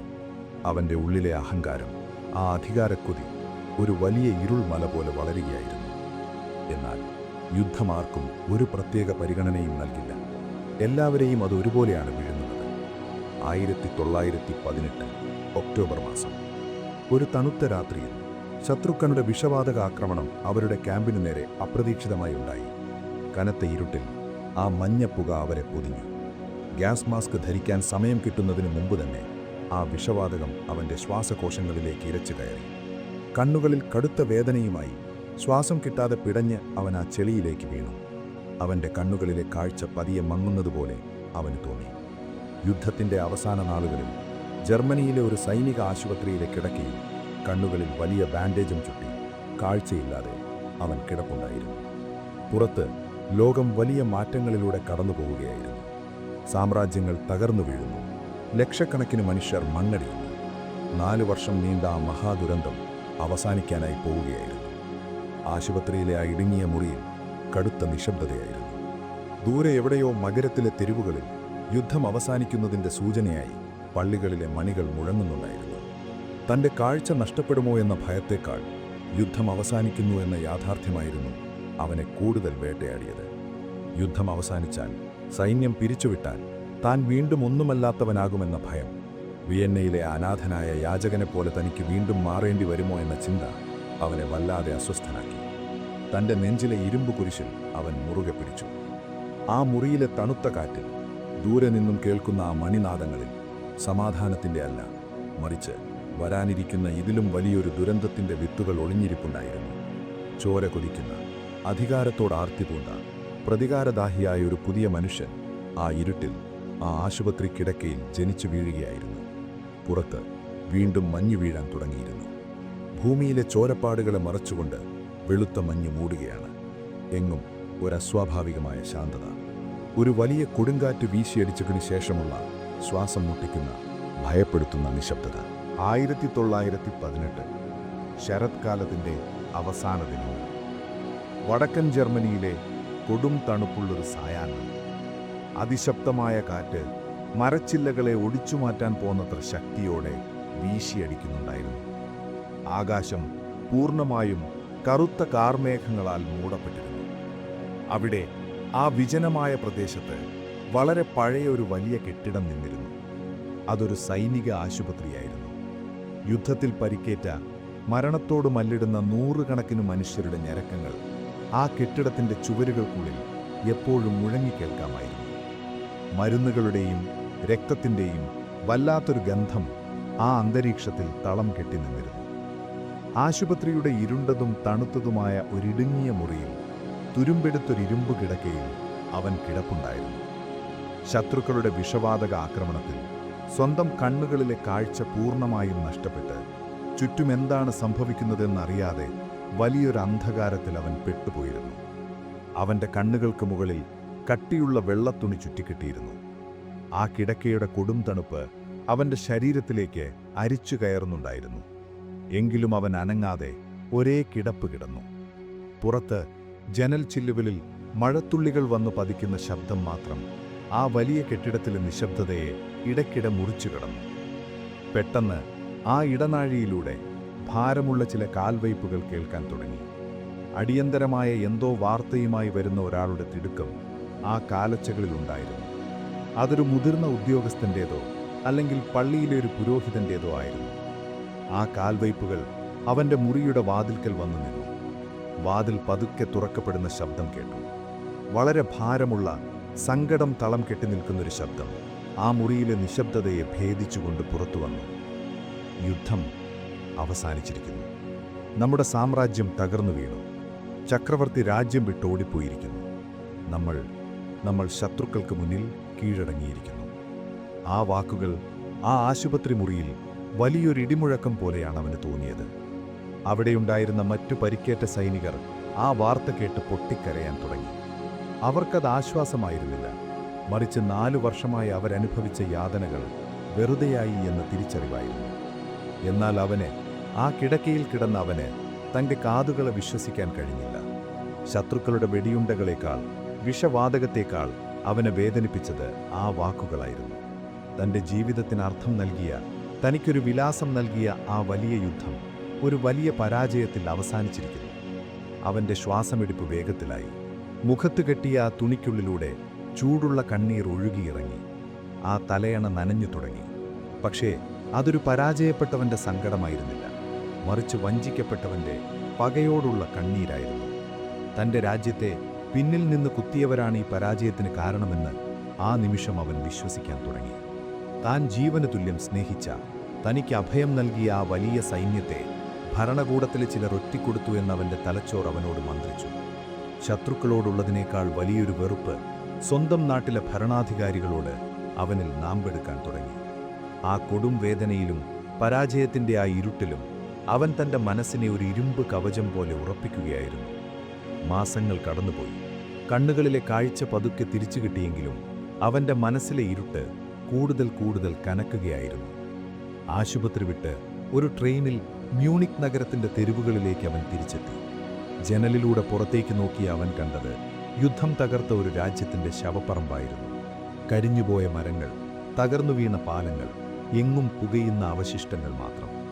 മ്യൂണിക് നഗരത്തിൽ വണ്ടിയിറങ്ങിയ അവൻ ആ തെരുവുകളിലൂടെ നടന്നു. പക്ഷേ അവൻ കണ്ടത് താൻ മുൻപ് കണ്ട ആ പഴയ നഗരമായിരുന്നില്ല. എങ്ങും പരാജയത്തിൻ്റെ, നിരാശയുടെ തണുത്തുറഞ്ഞ മുഖങ്ങൾ മാത്രം. യുദ്ധത്തിൽ കൈകളും കാലുകളും നഷ്ടപ്പെട്ട സൈനികർ കീറിയ യൂണിഫോമും ധരിച്ച് തെരുവോരങ്ങളിൽ ഭിക്ഷയാചിക്കുന്നുണ്ടായിരുന്നു. ഒരിക്കൽ രാജ്യത്തിനു വേണ്ടി ആയുധമേന്തിയവർ ഇന്നൊരു നേരത്തെ ഭക്ഷണത്തിനു വേണ്ടി വഴിപോക്കരുടെ മുന്നിൽ കൈനീട്ടുന്നു. വലിയ കെട്ടിടങ്ങളുടെ ചുവരുകളിൽ തോക്കുകളിൽ നിന്നുള്ള വെടിയുണ്ടകൾ പതിച്ച പാടുകൾ മായാതെ കിടന്നിരുന്നു. രാജ്യത്തിൻ്റെ സാമ്പത്തിക വ്യവസ്ഥ പൂർണ്ണമായും തകർന്നു തരിപ്പണമായിരുന്നു. കടലാസ് പണത്തിന് യാതൊരു വിലയുമില്ലാതായി. ഒരു കഷ്ണം റൊട്ടി വാങ്ങാൻ വേണ്ടി ലക്ഷക്കണക്കിന് നാണയങ്ങൾ വലിയ കുട്ടകൾ ചുമന്നുകൊണ്ടു പോകുന്ന മനുഷ്യർ, ആ കാഴ്ച ആരുടെയും കരളലിയിക്കുന്നതായിരുന്നു. വിലക്കയറ്റം ജനങ്ങളുടെ നട്ടെല്ലൊടിച്ചു. വിശപ്പ് സഹിക്കാൻ കഴിയാതെ ഭക്ഷണശാലകൾക്ക് മുന്നിൽ വരി നിൽക്കുന്ന മനുഷ്യർ, തണുപ്പത്ത് ബോധം കെട്ടുവീഴുന്ന കുട്ടികൾ.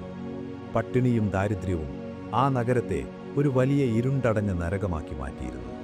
ശത്രുരാജ്യങ്ങൾ അടിച്ചമർത്തിയ അതിക്രൂരവും അപമാനികരവുമായ സമാധാന ഉടമ്പടിയുടെ ഭാരം ആ രാജ്യത്തെ ജനങ്ങളുടെ ജീവിതം പൂർണ്ണമായും ഇല്ലാതാക്കി. അവൻ ആ തെരുവുകളിലൂടെ കീറിയൊരു നീളൻ കോട്ടും ധരിച്ചു നടന്നു. ആ മനുഷ്യരുടെ സങ്കടങ്ങൾ അവനിൽ ഒരു തരിമ്പ് പോലും സഹതാപമുണ്ടാക്കിയില്ല. ഒരമ്മ തൻ്റെ വിശന്നു കരയുന്ന കുഞ്ഞിനെയും മാറോട് ചേർത്ത് പിടിച്ച് യാചിക്കുന്നത് അവൻ നോക്കി നിന്നു. അവൻ്റെ മുഖത്ത് യാതൊരു ഭാവവ്യത്യാസവുമില്ലായിരുന്നു. മനുഷ്യരുടെ ഈ കണ്ണീർ അവന് വെറുമൊരു കാഴ്ച മാത്രമായിരുന്നു. പകരം അവരുടെ ആ ദയനീയ അവസ്ഥ അവനിൽ വല്ലാത്തൊരു ലക്ഷ്യബോധമാണുണ്ടാക്കിയത്. ഈ പരാജയവും ഈ അപമാനവും ഒരു വലിയ അവസരമായി അവൻ കണ്ടു. തെരുവുകളിലെ തണുത്ത കാറ്റിൽ വിറയ്ക്കുന്ന മനുഷ്യരെ നോക്കി അവൻ മനസ്സിൽ ഉറപ്പിച്ചു, ഇവരുടെ വിശപ്പിനെ, ഇവരുടെ ഭയത്തെ, ഇവരുടെ നിരാശയെ തനിക്കെങ്ങനെ ഒരു വലിയ ആയുധമാക്കി മാറ്റാൻ കഴിയും. ഈ തകർച്ചയ്ക്ക് കാരണക്കാരെ ഈ ജനതയ്ക്ക് മുന്നിൽ ശത്രുക്കളായി ചൂണ്ടിക്കാണിച്ചാൽ അവർ തനിക്ക് പിന്നിൽ അണിനിരക്കുമെന്ന് അവൻ അറിയാമായിരുന്നു. സ്നേഹത്തേക്കാൾ വേഗത്തിൽ മനുഷ്യരെ ഒന്നിപ്പിക്കുന്നത് വെറുപ്പാണെന്ന വലിയ സത്യം അവൻ ആ തെരുവുകളിൽ നിന്നും പഠിച്ചു. രാത്രികളിൽ വെളിച്ചമില്ലാത്ത ഇടുങ്ങിയ മുറികളിൽ അവൻ ഒറ്റയ്ക്കിരുന്ന് ചിന്തിച്ചു. മങ്ങിയ എണ്ണവിളക്കിൻ്റെ വെളിച്ചത്തിൽ പഴയകാല ചരിത്ര പുസ്തകങ്ങളും വലിയ ഭൂപടങ്ങളും അവൻ പരിശോധിച്ചു. തൻ്റെ രാജ്യത്തിൻ്റെ നഷ്ടപ്പെട്ട പ്രതാപം എങ്ങനെയും തിരികെ പിടിക്കണം. അതിനെന്ത് വില കൊടുക്കാനും അവൻ തയ്യാറായിരുന്നു. അവൻ്റെ ഉള്ളിലെ ആ പഴയ അനാഥനായ ചിത്രകാരൻ എന്നേക്കുമായി മരിച്ചുപോയിരുന്നു. ഇപ്പോൾ പ്രതികാരത്തിൻ്റെ അഗ്നി പുകയുന്ന അതിക്രൂരനായ, തികച്ചും അപകടകാരിയായ ഒരു മനുഷ്യൻ മാത്രമാണ് ആ മുറിയിലുണ്ടായിരുന്നത്. സമൂഹത്തിൻ്റെ ഈ തകർച്ചയെ തൻ്റെ വളർച്ചയ്ക്കുള്ളൊരു വലിയ ചവിട്ടുപടിയാക്കാൻ അവൻ നിശബ്ദമായി പദ്ധതികൾ മെനയുകയായിരുന്നു. മ്യൂണിക് നഗരത്തിലെ ആ പഴയ കെട്ടിടത്തിൻ്റെ 3-ാം നിലയിലുള്ള ആ ചെറിയ മുറി, അവിടെ ജനലിലൂടെ നോക്കിയാൽ ഇരുട്ടിൽ മുങ്ങിക്കിടക്കുന്ന നഗരം കാണാം. ജനൽ ചില്ലുകൾക്ക് പുറത്ത് മരവിപ്പിക്കുന്ന കാറ്റ് വീണ്ടും ആഞ്ഞു വീശുന്നുണ്ടായിരുന്നു. നഗരത്തിലെ വലിയ യന്ത്രശാലകളുടെ പുകക്കുഴലുകൾ ഇപ്പോൾ പൂർണ്ണമായും നിശബ്ദമാണ്. പണ്ട് രാപകലില്ലാതെ പ്രവർത്തിച്ചിരുന്ന ആ തൊഴിലിടങ്ങൾ ഇപ്പോൾ തുരുമ്പെടുത്ത് നശിക്കാൻ തുടങ്ങിയിരിക്കുന്നു. പട്ടിണി കിടക്കുന്ന തൊഴിലാളികളുടെ പ്രതിഷേധങ്ങൾ ഇടയ്ക്കിടെ തെരുവുകളിൽ ഉയർന്നു കേൾക്കാമായിരുന്നു. ആ നിശബ്ദതയിൽ ഇടയ്ക്കിടെ കേൾക്കുന്ന ഒരേ ഒരു ശബ്ദം ദൂരെ എവിടെയോ കാവൽ നിൽക്കുന്ന പോലീസുകാരുടെ കാൽച്ചുവടുകൾ മാത്രമായിരുന്നു. അതൊന്നും അവനെ അലട്ടിയില്ല. അവൻ്റെ കണ്ണുകൾ മേശപ്പുറത്ത് വിരിച്ചിട്ടിരുന്ന ഭൂതടത്തിലായിരുന്നു. എണ്ണവിളക്കിൻ്റെ മങ്ങിയ വെളിച്ചത്തിൽ അവൻ്റെ മെലിഞ്ഞ രൂപം മുറിയുടെ പഴയ ചുവരിൽ ഒരു വലിയ നിഴലായി വീണുകിടന്നു. ആ നിഴലിന് സർവ്വതും വിഴുങ്ങാൻ തയ്യാറെടുക്കുന്ന ഒരു വലിയ രാക്ഷസന്റെ രൂപമുണ്ടായിരുന്നു.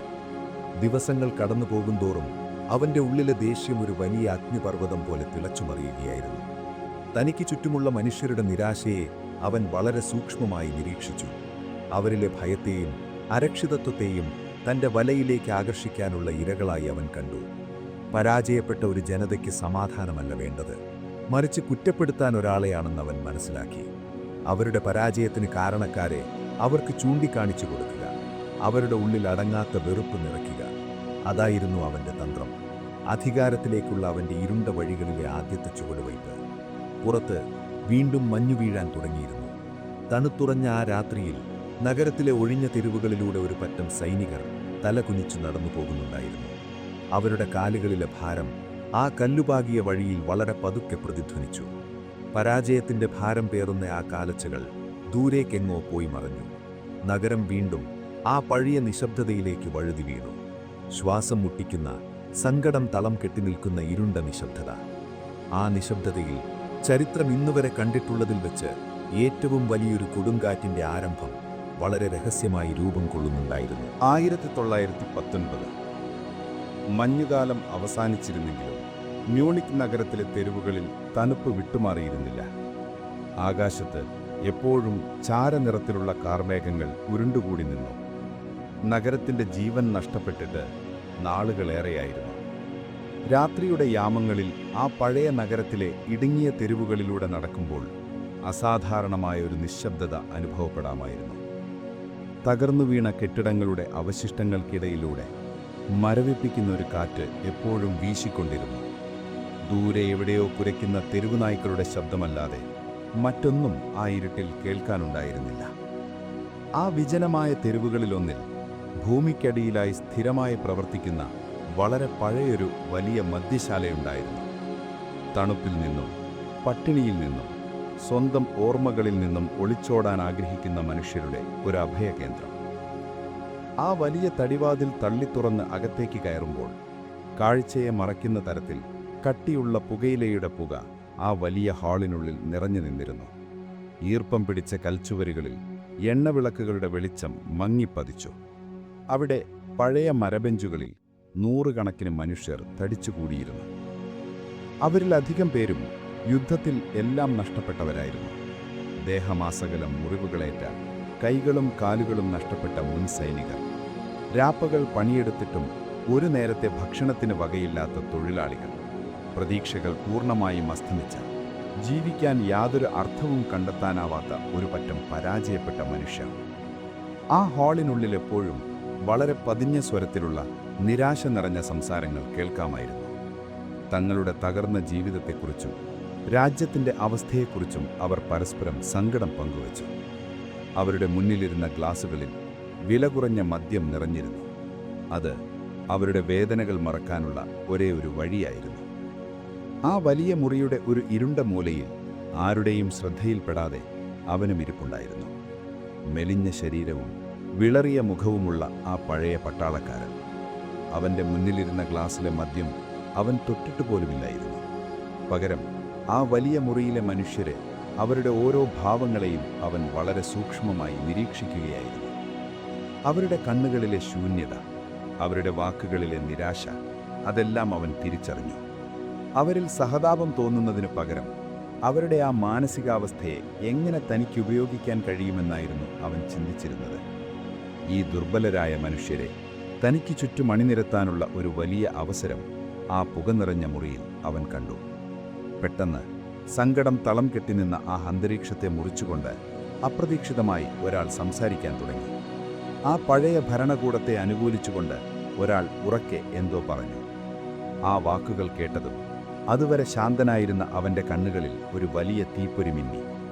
അവൻ ഇരുന്നിടത്ത് നിന്നും പതുക്കെ എഴുന്നേറ്റു. അവൻ്റെ മെലിഞ്ഞ രൂപം ആ മങ്ങിയ വെളിച്ചത്തിൽ ഒരു വേട്ടമൃഗത്തെ പോലെ തോന്നിപ്പിച്ചു. അവൻ സംസാരിക്കാൻ തുടങ്ങി. ആദ്യം അവൻ്റെ ശബ്ദം വളരെ പതുക്കെയായിരുന്നു, ഇടറുന്ന ഒരു സ്വരം. ആ വലിയ ബഹളങ്ങൾക്കിടയിൽ ആരും അവനെ ശ്രദ്ധിച്ചില്ല. എന്നാൽ നിമിഷങ്ങൾ കടന്നുപോകവേ അവൻ്റെ വാക്കുകൾക്ക് മൂർച്ച കൂടാൻ തുടങ്ങി. ആ ശബ്ദത്തിൻ്റെ ഗാംഭീര്യം ആ മുറിയിലാകെ പ്രതിധ്വനിച്ചു. അത് വെറുമൊരു സംസാരമായിരുന്നില്ല. അവൻ്റെ ഉള്ളിൽ ഇത്രയും കാലം പുകഞ്ഞുകൊണ്ടിരുന്ന ലോകത്തോടുള്ള അടങ്ങാത്ത പക പുറത്തേക്കൊഴുകുകയായിരുന്നു. ആളുകൾ പതിയെ പാനപാത്രങ്ങൾ മേശപ്പുറത്ത് വെച്ചു. അവരുടെ സംസാരങ്ങൾ നിന്നു. എല്ലാവരുടെയും കണ്ണുകൾ ആ ഹാളിൻ്റെ മൂലയിൽ നിൽക്കുന്ന അവനിലേക്ക് തിരിഞ്ഞു. അവൻ്റെ കൈകൾ വായുവിൽ അതിവേഗം ചലിച്ചു. കണ്ണുകൾ വല്ലാതെ വികസിച്ചിരുന്നു. മുഖത്തെ ഞരമ്പുകൾ വലിഞ്ഞു മുറുകി. ഒരു തരം ആവേശത്തോടെ ശരീരമാസകലം വിറച്ചുകൊണ്ട് അവൻ സംസാരിച്ചു.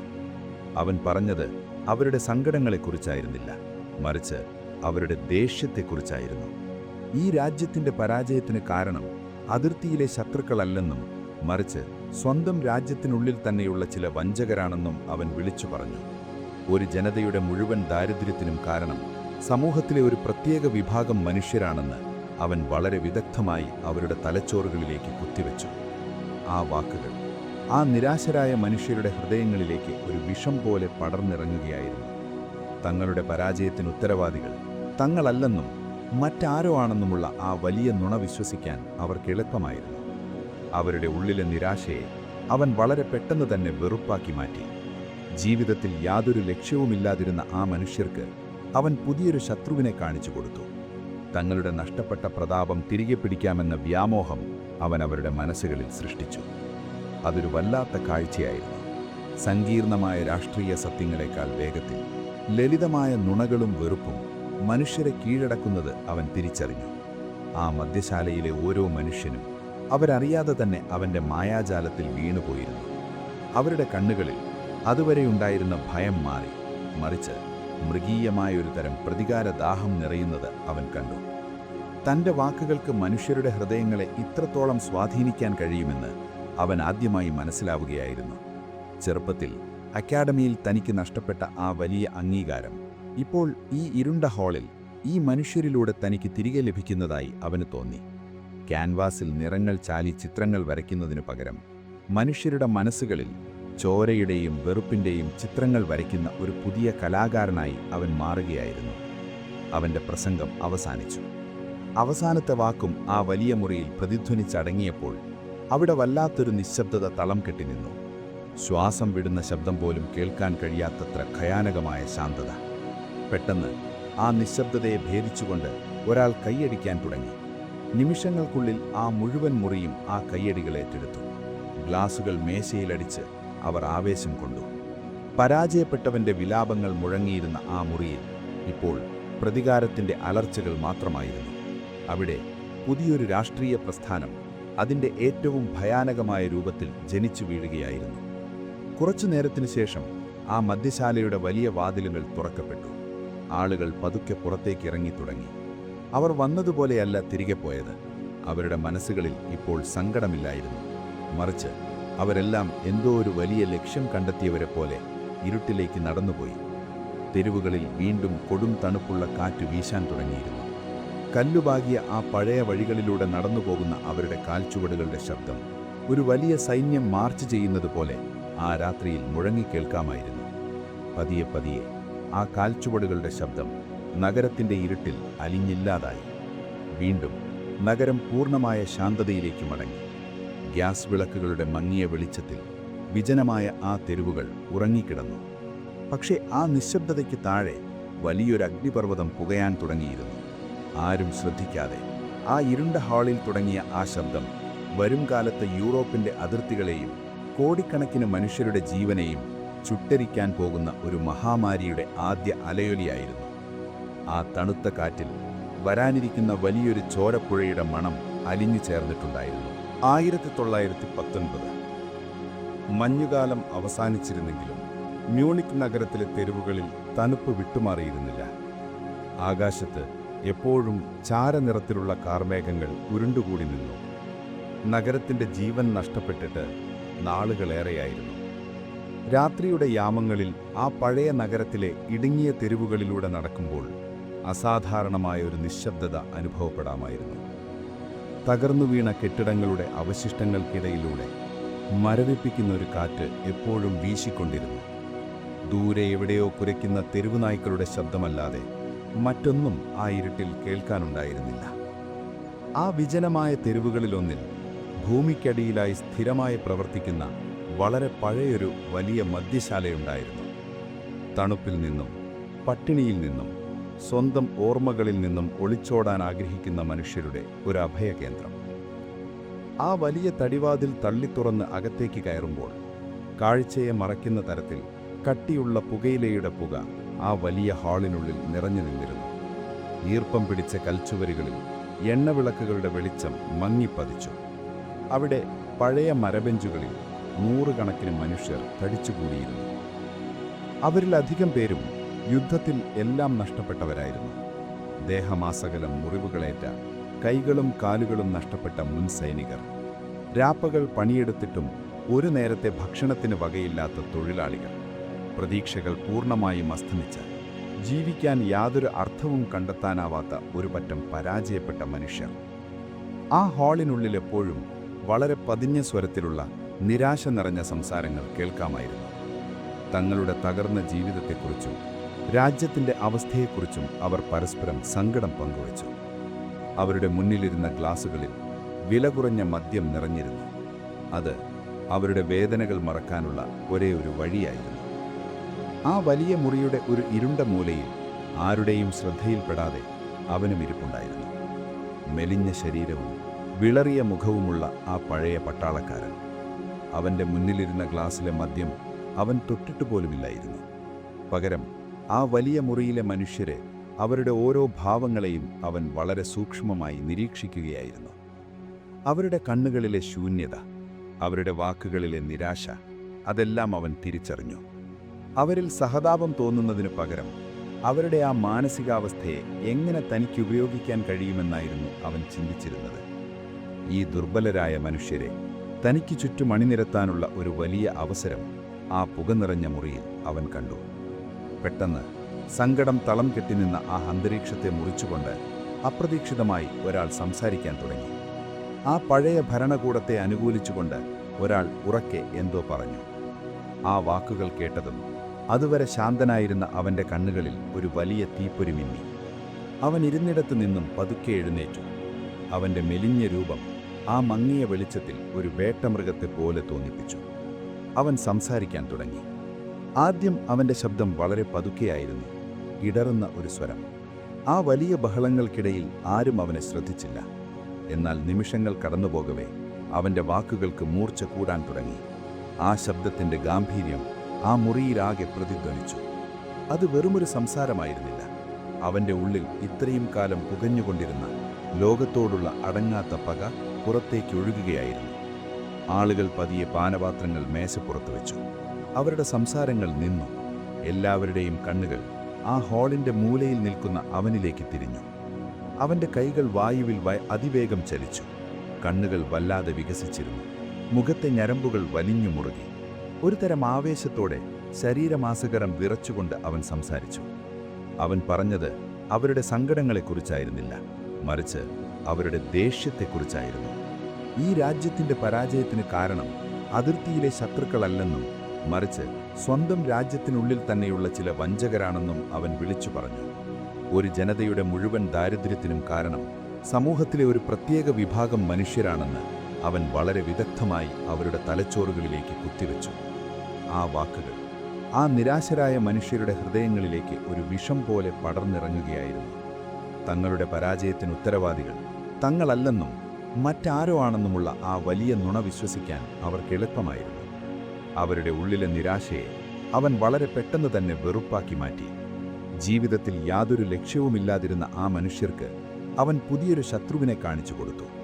തങ്ങളുടെ നഷ്ടപ്പെട്ട പ്രതാപം തിരികെ പിടിക്കാമെന്ന വ്യാമോഹം അവൻ അവരുടെ മനസ്സുകളിൽ സൃഷ്ടിച്ചു. അതൊരു വല്ലാത്ത കാഴ്ചയായിരുന്നു. സങ്കീർണമായ രാഷ്ട്രീയ സത്യങ്ങളെക്കാൾ വേഗത്തിൽ ലളിതമായ നുണകളും വെറുപ്പും മനുഷ്യരെ കീഴടക്കുന്നത് അവൻ തിരിച്ചറിഞ്ഞു.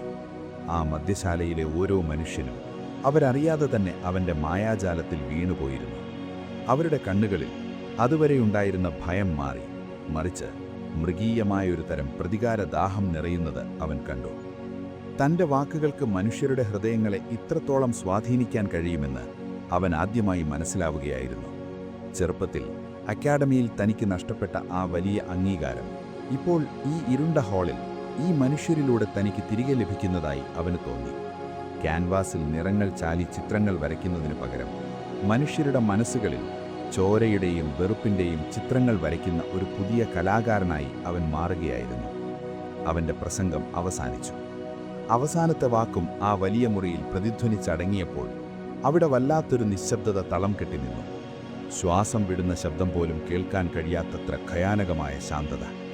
പെട്ടെന്ന് ആ നിശബ്ദതയെ ഭേദിച്ചുകൊണ്ട് ഒരാൾ കൈയടിക്കാൻ തുടങ്ങി. നിമിഷങ്ങൾക്കുള്ളിൽ ആ മുഴുവൻ മുറിയും ആ കൈയടികൾ ഏറ്റെടുത്തു. ഗ്ലാസുകൾ മേശയിലടിച്ച് അവർ ആവേശം കൊണ്ടു. പരാജയപ്പെട്ടവൻ്റെ വിലാപങ്ങൾ മുഴങ്ങിയിരുന്ന ആ മുറിയിൽ ഇപ്പോൾ പ്രതികാരത്തിൻ്റെ അലർച്ചകൾ മാത്രമായിരുന്നു. അവിടെ പുതിയൊരു രാഷ്ട്രീയ പ്രസ്ഥാനം അതിൻ്റെ ഏറ്റവും ഭയാനകമായ രൂപത്തിൽ ജനിച്ചു വീഴുകയായിരുന്നു. കുറച്ചു നേരത്തിനു ശേഷം ആ മദ്യശാലയുടെ വലിയ വാതിലുകൾ തുറക്കപ്പെട്ടു. ആളുകൾ പതുക്കെ പുറത്തേക്ക് ഇറങ്ങി തുടങ്ങി. അവർ വന്നതുപോലെയല്ല തിരികെ പോയത്. അവരുടെ മനസ്സുകളിൽ ഇപ്പോൾ സങ്കടമില്ലായിരുന്നു, മറിച്ച് അവരെല്ലാം എന്തോ ഒരു വലിയ ലക്ഷ്യം കണ്ടെത്തിയവരെ പോലെ ഇരുട്ടിലേക്ക് നടന്നുപോയി. തെരുവുകളിൽ വീണ്ടും കൊടും തണുപ്പുള്ള കാറ്റ് വീശാൻ തുടങ്ങിയിരുന്നു. കല്ലുപാകിയ ആ പഴയ വഴികളിലൂടെ നടന്നുപോകുന്ന അവരുടെ കാൽച്ചുവടുകളുടെ ശബ്ദം ഒരു വലിയ സൈന്യം മാർച്ച് ചെയ്യുന്നത് പോലെ ആ രാത്രിയിൽ മുഴങ്ങിക്കേൾക്കാമായിരുന്നു. പതിയെ പതിയെ ആ കാൽച്ചുവടുകളുടെ ശബ്ദം നഗരത്തിൻ്റെ ഇരുട്ടിൽ അലിഞ്ഞില്ലാതായി. വീണ്ടും നഗരം പൂർണ്ണമായ ശാന്തതയിലേക്ക് മടങ്ങി. ഗ്യാസ് വിളക്കുകളുടെ മങ്ങിയ വെളിച്ചത്തിൽ വിജനമായ ആ തെരുവുകൾ ഉറങ്ങിക്കിടന്നു. പക്ഷേ ആ നിശബ്ദതയ്ക്ക് താഴെ വലിയൊരു അഗ്നിപർവ്വതം പുകയാൻ തുടങ്ങിയിരുന്നു. ആരും ശ്രദ്ധിക്കാതെ ആ ഇരുണ്ട ഹാളിൽ തുടങ്ങിയ ആ ശബ്ദം വരും കാലത്ത് യൂറോപ്പിൻ്റെ അതിർത്തികളെയും കോടിക്കണക്കിന് മനുഷ്യരുടെ ജീവനെയും ചുട്ടരിക്കാൻ പോകുന്ന ഒരു മഹാമാരിയുടെ ആദ്യ അലയൊലിയായിരുന്നു. ആ തണുത്ത കാറ്റിൽ വരാനിരിക്കുന്ന വലിയൊരു ചോരപ്പുഴയുടെ മണം അലിഞ്ഞു ചേർന്നിട്ടുണ്ടായിരുന്നു. കാലം അതിവേഗം സഞ്ചരിക്കുകയായിരുന്നു. 1920കളുടെ തുടക്കം. മ്യൂണിക് നഗരത്തിലെ തെരുവുകളിൽ അപ്പോഴും മാറ്റമില്ലാതെ കൊടും തണുപ്പ് തളം കെട്ടി നിന്നിരുന്നു. എന്നാൽ മുൻകാലങ്ങളെ അപേക്ഷിച്ച് ആ നഗരത്തിന്റെ അന്തരീക്ഷത്തിൽ എന്തോ ഒരു വലിയ വ്യത്യാസം വന്നിട്ടുണ്ടായിരുന്നു. മുമ്പ് ആ തെരുവുകളിൽ പട്ടിണി കിടക്കുന്ന മനുഷ്യരുടെ വിലാപങ്ങളും നിരാശയുമായിരുന്നു നിറഞ്ഞു നിന്നിരുന്നതെങ്കിൽ ഇപ്പോൾ അവിടെ വല്ലാത്തൊരു ഭയം വേരുറപ്പിക്കാൻ തുടങ്ങിയിരുന്നു. ആളുകൾ പരസ്പരം സംസാരിക്കാൻ ഭയപ്പെട്ടു. അയൽക്കാർ തമ്മിലുള്ള വിശ്വാസം നഷ്ടപ്പെട്ടു. തെരുവുകളിലെ ഇരുണ്ട കോണുകളിൽ പതുങ്ങിയിരുന്ന് ആരൊക്കെയോ തങ്ങളെ നിരീക്ഷിക്കുന്നുണ്ടെന്ന തോന്നൽ സാധാരണക്കാരായ മനുഷ്യരുടെ ഉറക്കം കെടുത്തി. സമാധാനത്തിന്റെ അവസാനത്തെ കണികകളും ആ നഗരത്തിൽ നിന്നും എന്നേക്കുമായി വിടവാങ്ങുകയായിരുന്നു. നഗരത്തിലെ പഴയൊരു വലിയ കെട്ടിടം, അതിൻ്റെ മുകളിലത്തെ നിലയിൽ വെളിച്ചം വളരെ കുറവുള്ള ഒരു വലിയ മുറി. പുറത്ത് വീശുന്ന മരവിപ്പിക്കുന്ന കാറ്റ് ആ മുറിയുടെ പഴയ ജനൽപ്പാളികളിൽ വന്ന് ശക്തിയായി ഇടിക്കുന്നുണ്ടായിരുന്നു. അവിടെ ആ മുറിയുടെ നടുവിലുള്ള വലിയൊരു മരമേശയ്ക്ക് പിന്നിൽ അവൻ ഇരിപ്പുണ്ടായിരുന്നു. മദ്യശാലകളിലെ പുക നിറഞ്ഞ ഹാളുകളിൽ ജനങ്ങളെ ഇളക്കിമറിക്കുന്ന പ്രസംഗങ്ങൾ നടത്തിയിരുന്ന ആ പഴയ പട്ടാളക്കാരനല്ല ഇപ്പോൾ അവിടെ ഇരിക്കുന്നത്. അവൻ്റെ മുഖത്ത് വളരെ തണുത്ത, വികാരങ്ങളില്ലാത്ത ഒരു ഭാവമായിരുന്നു. ചിതറിക്കിടന്നിരുന്ന ആൾക്കൂട്ടത്തെ തൻ്റെ കാൽ കീഴിൽ ഒതുക്കാൻ കഴിഞ്ഞതിൻ്റെ, അധികാരത്തിൻ്റെ ആദ്യത്തെ രുചിയറിഞ്ഞതിൻ്റെ വല്ലാത്തൊരാത്മവിശ്വാസം ആ കണ്ണുകളിൽ പ്രകടമായിരുന്നു. മേശപ്പുറത്ത് വലിയ ഭൂപടങ്ങളും അനേകം കടലാസുകളും ചിതറിക്കിടന്നിരുന്നു. ആ കടലാസുകളിൽ അവൻ്റെ അനുയായികളുടെ പേരുകളായിരുന്നു. വെറുമൊരു കൂട്ടം മനുഷ്യർ എന്നതിൽ നിന്നും അതൊരു വലിയ പ്രസ്ഥാനമായി അതിവേഗം വളരുകയായിരുന്നു. ആ മുറിയുടെ ഇരുട്ടിൽ മേശപ്പുറത്ത് കത്തുന്ന മങ്ങിയ എണ്ണവിളക്കിൻ്റെ വെളിച്ചത്തിൽ അവൻ പുതിയൊരു ചിത്രം വരയ്ക്കുകയായിരുന്നു. വരകളോടും നിറങ്ങളോടും അവനുണ്ടായിരുന്ന പഴയ പ്രണയം ഇപ്പോൾ ലോകത്തെ ഭയപ്പെടുത്താനുള്ള ഒരായുധമായി അവൻ മാറ്റിയെടുത്തു. ഒരു വലിയ പ്രസ്ഥാനത്തിന് മനുഷ്യരുടെ മനസ്സിൽ ഭയം ജനിപ്പിക്കുന്ന ഒരു അടയാളം വേണമെന്ന് അവൻ അറിയാമായിരുന്നു. ചുവന്ന പശ്ചാത്തലത്തിൽ ഒരു വലിയ വെളുത്ത വൃത്തം, അതിനുള്ളിൽ ഇരയെ റാഞ്ചാൻ തയ്യാറെടുക്കുന്ന ഒരു വലിയ ചിലന്തിയെപ്പോലെ വളഞ്ഞ കൈകളുള്ള ഒരു കറുത്ത കുരിശ്. ചരിത്രത്തിലെവിടെയോ ഉറങ്ങിക്കിടന്നിരുന്ന ഒരു പഴയ ചിഹ്നത്തെ അവൻ വെറുപ്പിൻ്റെയും വംശീയതയുടെയും ക്രൂരതയുടെയും അടയാളമായി മാറ്റിയെഴുതുകയായിരുന്നു. ആ കടലാസിലേക്ക് നോക്കി നിൽക്കുമ്പോൾ വരാനിരിക്കുന്ന വലിയ നരനായാട്ടുകളുടെ ചോരക്കറ ആ ചുവന്ന നിറത്തിൽ അവൻ മുൻകൂട്ടി കണ്ടിരുന്നിരിക്കാം. ആ ഒരൊറ്റ ചിഹ്നം വരും കാലത്ത് ലോകമെമ്പാടുമുള്ള കോടിക്കണക്കിന് മനുഷ്യരുടെ മരണശാസനമായി മാറുമെന്ന് അന്നാരും കരുതിയിരുന്നില്ല. ആശയങ്ങളെ വെറും വാക്കുകളിൽ ഒതുക്കി നിർത്താൻ അവൻ ആഗ്രഹിച്ചില്ല. തൻ്റെ വിദ്വേഷ രാഷ്ട്രീയത്തെ അവൻ തെരുവുകളിലേക്കിറക്കി. അച്ചടക്കമില്ലാത്ത തൻ്റെ അനുയായികളെ അവൻ കൃത്യമായ രൂപവും ഭാവവുമുള്ള ഒരു സ്വകാര്യ സേനയാക്കി മാറ്റി. തവിട് നിറമുള്ള കുപ്പായങ്ങളും കാലുറകളും കനത്ത തുകൽ ബൂട്ടുകളും ധരിച്ച ആയിരക്കണക്കിന് ചെറുപ്പക്കാർ അവൻ്റെ പ്രസ്ഥാനത്തിലേക്ക് ഒഴുകിയെത്തി. അവർക്ക് സ്വന്തമായി ചിന്തകളുണ്ടായിരുന്നില്ല, സ്വന്തമായി വികാരങ്ങളുണ്ടായിരുന്നില്ല. അവൻ്റെ ആജ്ഞകൾ അനുസരിക്കുന്ന വെറും യന്ത്രപ്പാവകളായി അവർ മാറി. അവരുടെ മനുഷ്യത്വം ആ തവിട് നിറമുള്ള കുപ്പായങ്ങൾക്കുള്ളിൽ ശ്വാസം മുട്ടി മരിച്ചുപോയിരുന്നു. തങ്ങളുടെ പരാജയങ്ങൾക്ക് കാരണം സമൂഹത്തിലെ ഒരു പ്രത്യേക വിഭാഗം മനുഷ്യരാണെന്ന അവൻ്റെ നുണ ആ ചെറുപ്പക്കാർ അന്ധമായി വിശ്വസിച്ചു. ഒരു രാജ്യത്തിൻ്റെ സമ്പദ്വ്യവസ്ഥയെ തകർത്തവരെന്നാരോപിച്ച് നിരപരാധികളായ മനുഷ്യർക്കു നേരെ അവൻ തൻ്റെ സേനയെ കയറൂറിവിട്ടു. തെരുവുകളിൽ വെറുപ്പിൻ്റെയും ഹിംസയുടെയും വിത്തുകൾ അതിവേഗം മുളപൊട്ടി. എതിർത്തുന്നയിക്കുന്നവരെ, ചോദ്യങ്ങൾ ചോദിക്കുന്നവരെ നിഷ്കരുണം അടിച്ചമർത്താൻ തുടങ്ങി. പത്രങ്ങൾക്കും മാസികകൾക്കും മേൽ വിലക്കുകൾ വീണു തുടങ്ങി. സ്വതന്ത്രമായി ചിന്തിക്കുന്ന ബുദ്ധിജീവികളെയും എഴുത്തുകാരെയും അവർ വേട്ടയാടി. ജനാധിപത്യം എന്ന വലിയ സങ്കല്പം ആ തവിടുനിറമുള്ള കുപ്പായക്കാരുടെ ബൂട്ടുകൾക്കടിയിൽ ഞെരിഞ്ഞമരുകയായിരുന്നു. രാത്രികാലങ്ങളിൽ മ്യൂണിക് നഗരം പുതിയൊരു ഭയത്തിലേക്കുണർന്നു. തണുത്തുറഞ്ഞ ആ ഇരുണ്ട തെരുവുകളിലൂടെ കത്തുന്ന തീപ്പന്തങ്ങളുമായി അവർ മാർച്ച് ചെയ്തു തുടങ്ങി. 1 2 1 2 എന്ന കൃത്യമായ താളത്തിൽ കല്ലുപാകിയ ആ പഴയ വഴികളിൽ അവരുടെ കനത്ത തുകൽ ബൂട്ടുകൾ പതിക്കുന്ന ശബ്ദം ആ നഗരത്തിന്റെ ഹൃദയമിടിപ്പ് പോലെ മുഴങ്ങിക്കേൾക്കാമായിരുന്നു. ആയിരക്കണക്കിന് മനുഷ്യർ ഒരേ വസ്ത്രം ധരിച്ച് ഒരേ താളത്തിൽ കൈകളിലെ തീപ്പന്തങ്ങളുമായി നടന്നു നീങ്ങുന്ന ആ കാഴ്ച വളരെ കൃത്യമായി ആസൂത്രണം ചെയ്യപ്പെട്ട ഒന്നായിരുന്നു. അത് ജനങ്ങളുടെ ഉള്ളിൽ ഒരു വശത്ത് ആരാധനയും മറുവശത്ത് ഭയവും ജനിപ്പിച്ചു. തീപ്പന്തങ്ങളിൽ നിന്നിറ്റുവീഴുന്ന എണ്ണയുടെ ഗന്ധവും കത്തുന്ന പുകയുടെ രൂക്ഷഗന്ധവും ആ തണുത്ത കാറ്റിൽ നഗരമാകെ പടർന്നു പിടിച്ചു. അവരുടെ ആവേശഭരിതമായ മുദ്രാവാക്യങ്ങൾ ആ പഴയ കെട്ടിടങ്ങളുടെ ചുവരുകളിൽ തട്ടി പ്രതിധ്വനിച്ചു. ആ ഇരുണ്ട തെരുവുകൾക്ക് 2 വശവുമുള്ള വീടുകളിൽ സാധാരണക്കാരായ മനുഷ്യർ ഭയത്തോടെ ശ്വാസമടക്കി പിടിച്ചു നിന്നു. അവർ തങ്ങളുടെ വീടുകളുടെ വാതിലുകൾ ഇരട്ടത്താഴിയിട്ട് പൂട്ടിപ്പിടിച്ചു. കുട്ടികളെ ചേർത്ത് പിടിച്ചു. തണുത്ത ജനൽ ചില്ലുകൾക്ക് പിന്നിലൂടെ കട്ടിയുള്ള വിരികൾക്കിടയിലൂടെ അവർ ആ വലിയ മാർച്ചിനെ നോക്കി നിന്നു. അവരുടെ കണ്ണുകളിൽ ഒരു വലിയ ഇരുട്ട് പടരുന്നത് കാണാമായിരുന്നു. ഇന്നലെ വരെ തങ്ങളോടൊപ്പം ചിരിച്ചു സംസാരിച്ച നാട്ടുകാർ ഇന്ന് ആ തവിടുവരമുള്ള കുപ്പായം ധരിച്ച് തങ്ങളുടെ നേർക്ക് വിദ്വേഷം തുപ്പുന്നത് അവർക്ക് വിശ്വസിക്കാൻ കഴിഞ്ഞില്ല. ആ ജനൽ വിരികൾക്ക് പിന്നിലെ ഇരുട്ടിൽ പലരും നിശബ്ദരായി കണ്ണുനീർ മാർത്തു. തങ്ങളുടെ നാടിനെന്താണ് സംഭവിക്കുന്നതെന്നറിയാതെ അവർ ഭയന്നു വിറച്ചു. എതിർത്ത് സംസാരിച്ചാൽ അടുത്ത നിമിഷം ആ ബൂട്ടുകൾ തങ്ങളുടെ വാതിലുകൾ ചവിട്ടി തുറക്കുമെന്നും തങ്ങളെ എങ്ങോട്ടെന്നില്ലാതെ വലിച്ചിഴച്ചു കൊണ്ടുപോകുമെന്നും അവർക്കറിയാമായിരുന്നു.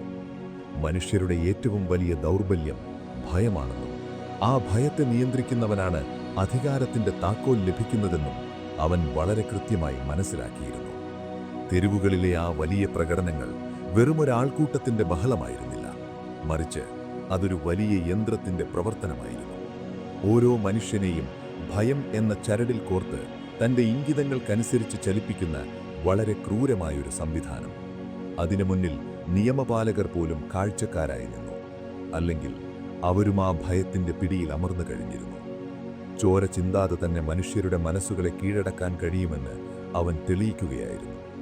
അടിച്ചമർത്തലിലൂടെയല്ല, മറിച്ച് അവരുടെ ഉള്ളിലെ ഇരുട്ടിനെ പുറത്തു കൊണ്ടുവന്നാണ് അവൻ തന്റെ സാമ്രാജ്യം പടുത്തുയർത്തിയത്. സമയമേറെ വൈകിയിരുന്നു. മാർച്ച് അവസാനിച്ചിരിക്കുന്നു. തീപ്പന്തങ്ങളുമായി നടന്നു നീങ്ങിയ ആ വലിയ ജനക്കൂട്ടം നഗരത്തിന്റെ അതിരുകളിലേക്കെങ്ങോ മറഞ്ഞുപോയി. അവരുടെ ബൂട്ടുകളുടെ ശബ്ദം പതിയെ പതിയെ നേർത്തില്ലാതായി. അവർ പോയതിനു ശേഷം ആ കല്ലുപാകിയ തെരുവുകളിൽ ബാക്കിയായത് പൂർണ്ണമായൊരു നിശബ്ദതയായിരുന്നു.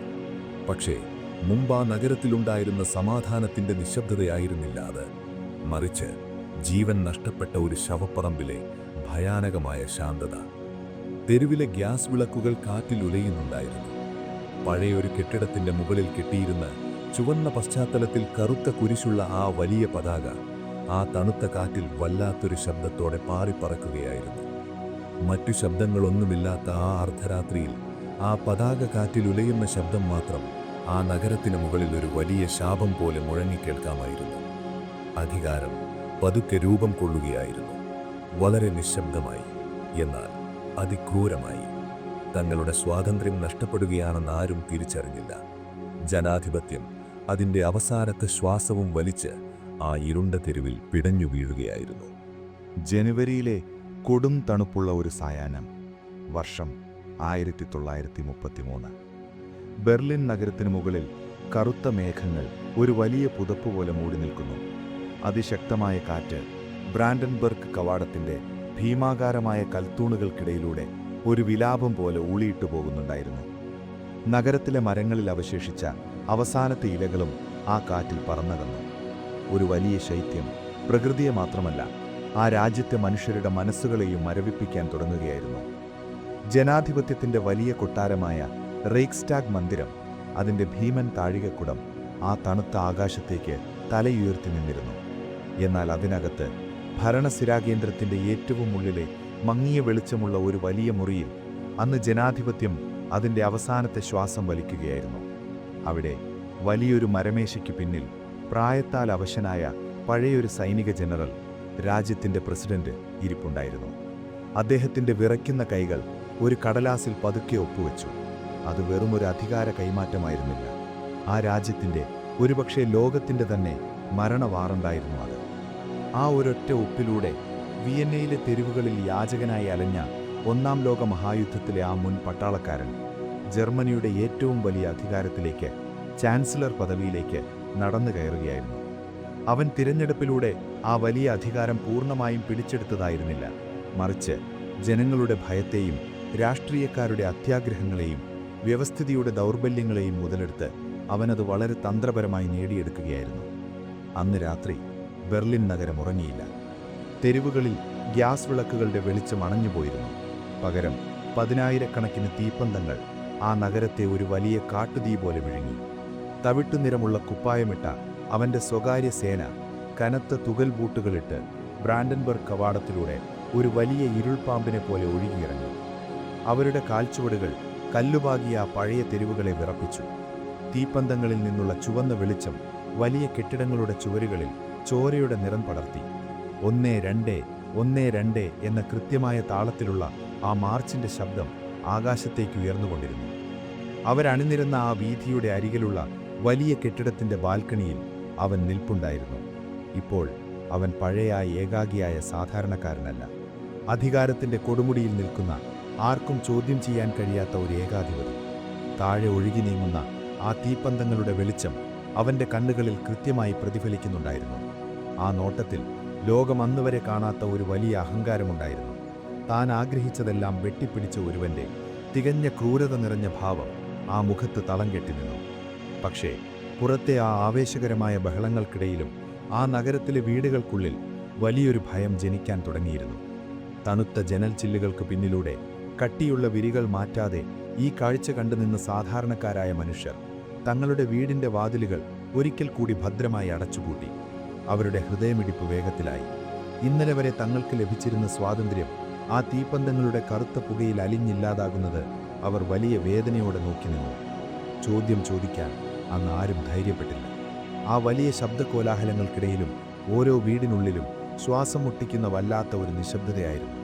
വരാനിരിക്കുന്ന ഒരു വലിയ ദുരന്തത്തെ മനുഷ്യരുടെ ഉള്ളം മുൻകൂട്ടി അറിഞ്ഞതുപോലെയുള്ള ശാന്തത. അധികാരം ലഭിച്ച അധികനാൾ കഴിയുന്നതിന് മുമ്പ് തന്നെ അവനവൻ്റെ യഥാർത്ഥ മുഖം പുറത്തെടുത്തു. ഫെബ്രുവരിയിലെ മറ്റൊരു ഇരുണ്ട രാത്രി. നഗരവാസികൾ ഒന്നടങ്കം വലിയൊരു നടുക്കത്തോടെ ഉണർന്നു. ബെർലിൻ നഗരത്തിൻ്റെ ഇരുണ്ട ആകാശത്തേക്ക് വലിയൊരു തീഗോളം ഉയർന്നുപൊങ്ങി. ജനാധിപത്യത്തിൻ്റെ വലിയ പ്രതീകമായ നിയമനിർമ്മാണ സഭയായ റേക്സ്റ്റാഗ് മന്ദിരം അഗ്നിക്കിരയാവുകയായിരുന്നു. തീനാളങ്ങൾ ആകാശത്തേക്ക് ആർത്തലച്ചുയർന്നു. വലിയ മരപ്പലകകളും ഗ്ലാസുകളും പൊട്ടിത്തെറിക്കുന്ന ശബ്ദം നഗരമാകെ കേൾക്കാമായിരുന്നു. നൂറ്റാണ്ടുകളുടെ ചരിത്രമുള്ള ആ വലിയ താഴികക്കുടം വെന്തുരുകി താഴേക്ക് പതിച്ചു. അത് വെറുമൊരു കെട്ടിടത്തിന് പിടിച്ച തീയായിരുന്നില്ല, മറിച്ച് ആ രാജ്യത്തെ മനുഷ്യരുടെ മുഴുവൻ അവകാശങ്ങളും സ്വാതന്ത്ര്യവും ആ തീയിൽ എരിഞ്ഞടങ്ങുകയായിരുന്നു. ഈ തീവെപ്പിൻ്റെ ഉത്തരവാദിത്തം വളരെ തന്ത്രപരമായി അവൻ തൻ്റെ രാഷ്ട്രീയ എതിരാളികളുടെ മേൽ കെട്ടിവെച്ചു. അതൊരു വലിയ നാടകമായിരുന്നു. ജനങ്ങളുടെ ഉള്ളിൽ ഇതിലും വലിയ ഭയം സൃഷ്ടിക്കാൻ അവൻ കണ്ടെത്തിയ കുറുക്കുവഴി. രാജ്യത്തിൻ്റെ സുരക്ഷയുടെ പേരും പറഞ്ഞ് പൗരന്മാരുടെ അടിസ്ഥാന അവകാശങ്ങൾ അവൻ ഒറ്റ രാത്രി കൊണ്ട് റദ്ദാക്കി. പത്രങ്ങളുടെ വായ് മൂടിക്കെട്ടി. അഭിപ്രായ സ്വാതന്ത്ര്യം ഒരു വലിയ രാഷ്ട്രദ്രോഹ കുറ്റമായി മാറി. എതിർത്ത് സംസാരിച്ചവരെ മുഴുവൻ അർദ്ധരാത്രികളിൽ അവരുടെ വീടുകളിൽ നിന്നും ബൂട്ടുകളിട്ട കാലുകളാൽ വലിച്ചിഴകിക്കൊണ്ടുപോയി. അവർ പിന്നീട് എങ്ങോട്ടാണ് പോയതെന്ന് ആർക്കും അറിയില്ലായിരുന്നു. അജ്ഞാതമായ തടങ്കൽ പാളയങ്ങളിലേക്ക്, വലിയ ഇരുമ്പുവാതിലുകൾക്ക് പിന്നിലെ ഇരുട്ടിലേക്ക് അവരെന്നേക്കുമായി മറഞ്ഞുപോയി. ആ മനുഷ്യരുടെ വിലാപങ്ങൾ ഇരുണ്ട മതിലുകൾക്കുള്ളിൽ ശ്വാസം മുട്ടി മരിച്ചു. ഇപ്പോൾ ആ നഗരത്തിലെ തെരുവുകൾക്ക് വേറൊരു മുഖമായിരുന്നു. മുൻപ് സ്വാതന്ത്ര്യത്തോടെ ചിരിച്ച് സംസാരിച്ചു നടന്ന ആളുകൾ ഇപ്പോൾ തലകുനിച്ചു മാത്രം നടക്കാൻ തുടങ്ങി. ആരെയും വിശ്വസിക്കാൻ കഴിയാത്ത അവസ്ഥ. സ്വന്തം മക്കൾ പോലും തങ്ങളെ ഒറ്റിക്കൊടുക്കുമോ എന്ന ഭയം. മാതാപിതാക്കളെ നിരീക്ഷിക്കാനും വേട്ടയാടാനും പാർട്ടിയുടെ ചാരന്മാരായി കൊച്ചുകുട്ടികൾ പോലും മാറി. സ്നേഹത്തിൽ അധിഷ്ഠിതമായ കുടുംബ ബന്ധങ്ങൾ ആ വിദ്വേഷത്തിൻ്റെ പ്രത്യശാസ്ത്രത്തിന് മുന്നിൽ തകർന്നു വീണു. എങ്ങും അവൻ്റെ ചിത്രങ്ങൾ മാത്രം. കെട്ടിടങ്ങളുടെ ചുവരുകളിൽ, സ്കൂളുകളിൽ, ഓഫീസുകളിൽ എല്ലാം ആ ഒരൊറ്റ മനുഷ്യൻ്റെ മുഖം. ആ വലിയ ചുവന്ന പതാകയിലെ കറുത്ത കുരിശ് എല്ലാവരുടെയും തലയ്ക്ക് മുകളിൽ ഒരു മരണക്കുരുക്ക് പോലെ എപ്പോഴും തൂങ്ങി നിന്നു. കലയുടെയും സാഹിത്യത്തിൻ്റെയും കാര്യവും വ്യത്യസ്തമായിരുന്നില്ല. സ്വതന്ത്രമായ ചിന്തകൾ അവൻ നിരോധിച്ചു. തണുത്ത രാത്രികളിൽ, വലിയ നഗരചത്വരങ്ങളിൽ അവൻ്റെ അനുയായികൾ വലിയ തീക്കുണ്ടങ്ങൾ ഉണ്ടാക്കി. നൂറ്റാണ്ടുകളുടെ അറിവുകൾ നിറച്ചുവെച്ചിരുന്ന പുസ്തകങ്ങൾ കാറിൽ കൊണ്ടുവന്ന് അവർ ആ തീയിലേക്ക് വലിച്ചെറിഞ്ഞു. ലോകപ്രശസ്തരായ എഴുത്തുകാരുടെയും തത്വചിന്തകരുടെയും വിയർപ്പും കണ്ണീരും വീണ ആ വലിയ ഗ്രന്ഥങ്ങൾ അഗ്നിയിൽ വെണ്ണീരായി. അക്ഷരങ്ങളെ ഭയക്കുന്ന അധികാരം അതെത്രത്തോളം ഭീരുവാണെന്ന് ആ തീജ്വാലകൾ വിളിച്ചു പറയുന്നുണ്ടായിരുന്നു. പക്ഷേ അത് മനസ്സിലാക്കാൻ ഭയത്താൽ അന്ധരായ ജനങ്ങൾക്ക് കഴിഞ്ഞില്ല. തങ്ങൾ കേൾക്കേണ്ടതെന്താണെന്നും വായിക്കേണ്ടതെന്താണെന്നും ചിന്തിക്കേണ്ടതെന്താണെന്നും അവൻ ജനങ്ങൾക്ക് വേണ്ടി തീരുമാനിച്ചു. വലിയൊരു ഇരുമ്പുകൂട്ടിൽ ഒരു രാജ്യം മുഴുവൻ അടയ്ക്കപ്പെട്ടതുപോലെയായിരുന്നു. രാത്രിയുടെ മറവിൽ ഇരുണ്ട റെയിൽവേ സ്റ്റേഷനുകളിൽ വലിയ കോട്ടുകൾ കൊണ്ട് മുഖം മറച്ച് പലരും ആ നഗരം വിട്ടോടുകയായിരുന്നു. ശാസ്ത്രജ്ഞർ, ബുദ്ധിജീവികൾ, കലാകാരന്മാർ എല്ലാവരും തങ്ങളുടെ ജന്മനാട് ഉപേക്ഷിച്ച് അജ്ഞാതമായ തീരങ്ങളിലേക്ക് വണ്ടി കയറി. പുകതുപ്പുന്ന വലിയ ട്രെയിനുകൾ അവരെ വഹിച്ച് മഞ്ഞു വീഴുന്ന ഇരുട്ടിലേക്ക് എന്നേക്കുമായി മറഞ്ഞുപോയി. ആ നാടിൻ്റെ തലച്ചോറാണ് ആ ട്രെയിനുകളിലൂടെ ചോർന്നു പോകുന്നുണ്ടായിരുന്നത്. ആ വലിയ ഭരണസിരാകേന്ദ്രത്തിനുള്ളിൽ അവൻ്റെ മുറി എപ്പോഴും മങ്ങിയ വെളിച്ചത്തിലായിരുന്നു. വലിയ മേശപ്പുറത്ത് വിടർത്തിവെച്ചിട്ടുള്ള ഭൂപടങ്ങളിലേക്ക് നോക്കി അവൻ മണിക്കൂറുകളോളം ഇരുന്നു.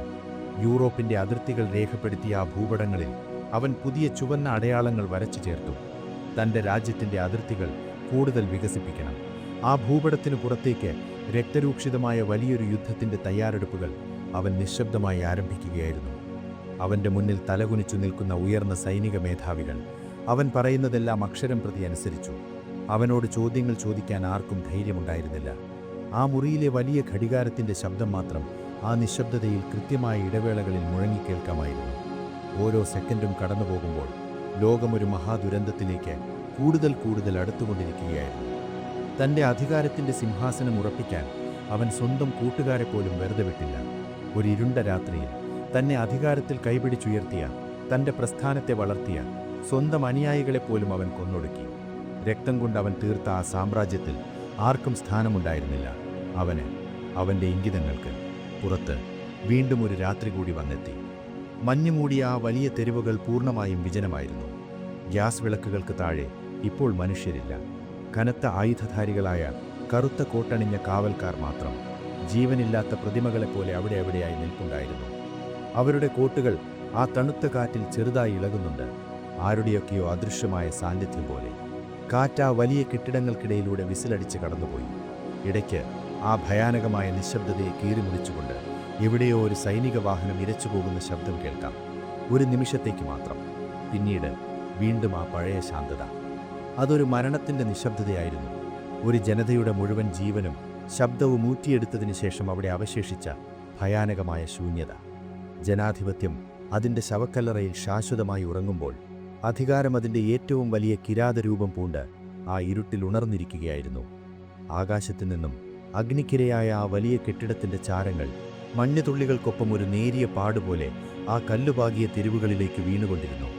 അവശേഷിച്ച സ്വാതന്ത്ര്യത്തിൻ്റെ അവസാനത്തെ അടയാളങ്ങളും ആ ചാരത്തിനടിയിൽ യാതൊരു ശബ്ദവുമില്ലാതെ എന്നേക്കുമായി മൂടപ്പെടുകയായിരുന്നു. 1939 സെപ്റ്റംബർ മാസത്തിലെ ആ ആദ്യത്തെ പ്രഭാതം. യൂറോപ്പിൻ്റെ കിഴക്കൻ അതിർത്തികളിൽ വലിയൊരു മഞ്ഞുവീഴ്ചയുടെ തുടക്കമായിരുന്നു അന്ന്. പുലർച്ചയുടെ മങ്ങിയ വെളിച്ചം കട്ടിയുള്ള കോടമഞ്ഞിനെ വകഞ്ഞുമാറ്റാൻ പാടുപെടുകയായിരുന്നു. അതിർത്തിയിലെ വിശാലമായ പാടശേഖരങ്ങളിൽ കാറ്റിൽ പുല്ലുകൾ ഉലയുന്ന നേരിയ ശബ്ദം മാത്രം കേൾക്കാം. ഒരു സാധാരണ പ്രഭാതത്തിൻ്റെ എല്ലാ ശാന്തതയും അവിടെയുണ്ടായിരുന്നു. പക്ഷേ ആ കോടമഞ്ഞിനു പിന്നിൽ സങ്കൽപ്പിക്കാൻ കഴിയാത്തത്ര വലിയൊരു ഇരുമ്പുമതിൽ പതുങ്ങിയിരിപ്പുണ്ടായിരുന്നു. ആയിരക്കണക്കിന് പീരങ്കികൾ, വലിയ ടാങ്കുകൾ, കയ്യിൽ തോക്കുകളേന്തിയ ലക്ഷക്കണക്കിന് മനുഷ്യർ ആ തണുത്ത പുലർകാലത്ത് ആരും ഒരക്ഷരം മിണ്ടാതെ കാത്തുനിൽക്കുകയായിരുന്നു. അവരിൽ അധികവും വെറും 20-22 വയസ്സു മാത്രം പ്രായമുള്ള ചെറുപ്പക്കാർ. തങ്ങളുടെ രാജ്യത്തിൻ്റെ അതിർത്തികൾ കാക്കാൻ വന്നവരല്ല, മറിച്ച് മറ്റൊരാളുടെ മണ്ണിലേക്ക് വെടിയുണ്ടകളുമായി അതിക്രമിച്ചു കയറാൻ വിധിക്കപ്പെട്ടവർ. ആ തണുപ്പിൽ അവരുടെ കൈകളിലെ തോക്കിൻ്റെ ഇരുമ്പിന് വല്ലാത്തൊരു മരണത്തണുപ്പുണ്ടായിരുന്നു. അധികാരക്കൊതി പൂണ്ടൊരു മനുഷ്യൻ്റെ, ഒരൊറ്റ മനുഷ്യൻ്റെ ഒപ്പിനായി, അവൻ്റെ വാക്കിനായി ആ അതിർത്തി മുഴുവൻ ശ്വാസമടക്കി പിടിച്ചു നിന്നു. പെട്ടെന്ന് ആ കനത്ത നിശബ്ദതയെ കീറിമുറിച്ചുകൊണ്ട് ആകാശത്ത് ആദ്യത്തെ വെടിയൊച്ച മുഴങ്ങി. ഒപ്പം 100 കണക്കിന് യുദ്ധവിമാനങ്ങൾ ഒരു വലിയ ഇരുണ്ട മേഘം പോലെ ഇരമ്പിയാർത്തുകൊണ്ട് അതിർത്തി കടന്നു. സമാധാനത്തിന്റെ അവസാനത്തെ അതിർവരമ്പുകളും ആ വലിയ ടാങ്കുകളുടെ ഇരുമ്പു ചക്രങ്ങൾക്കടിയിൽ ഞെരിഞ്ഞമർന്നു. രണ്ടാം ലോകമഹായുദ്ധം, ലോകം ഇന്നുവരെ കണ്ടിട്ടുള്ളതിൽ വച്ച് ഏറ്റവും വലിയ മനുഷ്യക്കുരുതി അവിടെ തുടങ്ങുകയായിരുന്നു. ഭൂമി വലിയൊരു ഭൂകമ്പത്തിലെന്ന പോലെ കുലുങ്ങി. സമാധാനമായി ഉറങ്ങിക്കിടന്നിരുന്ന ഗ്രാമങ്ങളിലേക്ക് തീമഴ പെയ്തിറങ്ങി. വീടുകളുടെ മേൽക്കൂരകൾ തകർന്നു വീഴുന്ന ശബ്ദം, ഭയന്നോടുന്ന മനുഷ്യരുടെ നിലവിളികൾ, കുട്ടികളുടെ കരച്ചിലുകൾ എല്ലാം ആ വലിയ പീരങ്കികളുടെ ഗർജനത്തിൽ അലിഞ്ഞില്ലാതായി.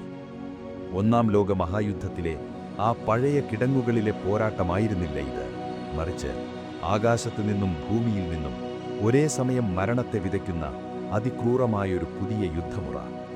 ബോംബുകൾ വീണ് തകർന്ന വീടുകളുടെ അവശിഷ്ടങ്ങൾക്കിടയിൽ ചോരയിൽ കുളിച്ചുകിടക്കുന്ന മനുഷ്യർ. അവരുടെ കണ്ണുകളിൽ തങ്ങൾക്കെന്താണ് സംഭവിച്ചതെന്നറിയാത്ത വല്ലാത്തൊരു അമ്പരപ്പുണ്ടായിരുന്നു. യുദ്ധം അതിൻ്റെ ഏറ്റവും ഭയാനകമായ രൂപമെടുക്കുകയായിരുന്നു. മിന്നൽ പോലെ വന്നാക്രമിക്കുന്ന ആ സൈനിക വ്യൂഹത്തിന് മുന്നിൽ ചെറുത്തുനിൽപ്പുകൾ അസാധ്യമായിരുന്നു. മണിക്കൂറുകൾക്കുള്ളിൽ നഗരങ്ങൾ ഒന്നൊന്നായി കീഴടങ്ങി. തകർന്നു വീണ കെട്ടിടങ്ങളുടെ അവശിഷ്ടങ്ങളിൽ നിന്നും കറുത്ത പുക ആകാശത്തേക്കുയർന്നു. ആ വലിയ ആക്രമണത്തിനു ശേഷം ആ തെരുവുകളിൽ വല്ലാത്തൊരു നിശബ്ദത പടർന്നു. കരിഞ്ഞ മാംസത്തിൻ്റെയും വെടിമരുന്നിൻ്റെയും ഗന്ധം നിറഞ്ഞ ഒരു വലിയ ശവപ്പറമ്പിൻ്റെ നിശബ്ദത. അവിടെവിടെയായി ചിതറിക്കിടക്കുന്ന കളിപ്പാട്ടങ്ങളും പാതിവെന്ത പുസ്തകങ്ങളും ആ നഗരങ്ങളിൽ ഒരിക്കൽ ജീവിച്ചിരുന്ന മനുഷ്യരുടെ ഓർമ്മകളായി അവശേഷിച്ചു. ദിവസങ്ങൾക്കും മാസങ്ങൾക്കുമപ്പുറം ആ വലിയ ഇരുട്ട് യൂറോപ്പിനെ മുഴുവൻ വിഴുങ്ങാൻ തുടങ്ങുകയായിരുന്നു. രാജ്യങ്ങൾ ഒന്നൊന്നായി ആ വലിയ സൈന്യത്തിനു മുന്നിൽ മുട്ടുകുത്തി. പാരീസ്, കനയുടെയും പ്രണയത്തിൻ്റെയും നഗരം, ഒരു വലിയ ചെറുത്തുനിൽപ്പ് പോലുമില്ലാതെ ആ സേനയ്ക്ക് മുന്നിൽ കീഴടങ്ങി. വിശാലമായ തെരുവുകളിലൂടെ നൂറ്റാണ്ടുകളുടെ ചരിത്രമുള്ള കമാനങ്ങൾക്ക് താഴെ കൂടി ലക്ഷക്കണക്കിന് പടയാളികൾ മാർച്ച് ചെയ്തു നീങ്ങി. 1-2, 1-2. ആ പഴയ താളം ഇപ്പോൾ സ്വന്തം നഗരത്തിലല്ല, മറിച്ച് കീഴടക്കിയ വിദേശ രാജ്യങ്ങളുടെ തെരുവുകളിലാണ് മുഴങ്ങിക്കേട്ടത്. ആ വലിയ കല്ലുപാകിയ വഴികളിൽ അവരുടെ കനത്ത ബൂട്ടുകളുടെ ശബ്ദം അതിശക്തമായി പ്രതിധ്വനിച്ചു. പക്ഷേ ആ തെരുവുകൾ പൂർണ്ണമായും വിജനമായിരുന്നു. ജനലുകൾ ഭദ്രമായി അടച്ചിരുന്നു. ആരും അവരെ വരവേൽക്കാൻ അവിടെ ഉണ്ടായിരുന്നില്ല. ജനൽ വിരികൾക്ക് പിന്നിലെ ഇരുട്ടിലിരുന്ന് ആ നഗരത്തിലെ ജനങ്ങൾ തങ്ങളുടെ സ്വാതന്ത്ര്യം നഷ്ടപ്പെടുന്നത് നോക്കി നിശബ്ദരായി കരഞ്ഞു. ഒരു വലിയ സാമ്രാജ്യത്തിൻ്റെ പതനം അവർ വലിയ വേദനയോടെ കണ്ടുനിന്നു. ആ വിജനമായ തെരുവിൽ ആ ബൂട്ടുകളുടെ ശബ്ദം മാത്രം വളരെ നേരം മുഴങ്ങിക്കേൾക്കാമായിരുന്നു. വിജയികളുടെ ആവേശമായിരുന്നില്ലാതെ, മറിച്ച് കീഴടക്കപ്പെട്ട മനുഷ്യരുടെ മേലുള്ള അധികാരത്തിൻ്റെ വലിയൊരു അഹങ്കാരമായിരുന്നു. ബെർലിനിലെ ആ വലിയ ഭരണസിരാ കേന്ദ്രത്തിനുള്ളിൽ അവൻ നിൽപ്പുണ്ടായിരുന്നു. യുദ്ധരംഗത്തു നിന്നും ആയിരക്കണക്കിന് മൈലുകൾ അകലെ തികച്ചും സുരക്ഷിതമായൊരു മുറിയിൽ. മുമ്പത്തെ ആ ചെറിയ ഭൂപടമല്ല ഇപ്പോൾ അവൻ്റെ മുന്നിലുള്ളത്. യൂറോപ്പിൻ്റെ ഒരു വലിയ ഭൂപടം. അതിൽ നിറയെ അവൻ വരച്ചു ചേർത്ത ചുവന്ന അടയാളങ്ങൾ. താൻ കീഴടക്കിയ നഗരങ്ങളെ അവൻ അഭിമാനത്തോടെ നോക്കി നിന്നു. അവൻ്റെ മുഖത്ത് ഒരുതരം ക്രൂരമായ ചിരിയുണ്ടായിരുന്നു. ലക്ഷക്കണക്കിന് മനുഷ്യരുടെ ചോരയിലാണ് താൻ ഈ ചുവന്ന അടയാളങ്ങൾ വരയ്ക്കുന്നതെന്ന് അവൻ ഒരിക്കൽ പോലും ഓർത്തില്ല. മനുഷ്യജീവന് അവൻ്റെ മുന്നിൽ യാതൊരു വിലയുമുണ്ടായിരുന്നില്ല. ഭൂപടത്തിലെ വെറും അക്കങ്ങൾ മാത്രമായിരുന്നു അവന് മനുഷ്യർ. യുദ്ധമുഖത്ത് മരിച്ചു വീഴുന്ന സ്വന്തം സൈനികർ പോലും അവന് വെറും കരുക്കൾ മാത്രമായിരുന്നു. താൻ ലോകം മുഴുവൻ കീഴടക്കാൻ പോകുകയാണെന്ന വലിയൊരു മിഥ്യാധാരണയിൽ അവൻ സ്വയം മറന്നു നിൽക്കുകയായിരുന്നു.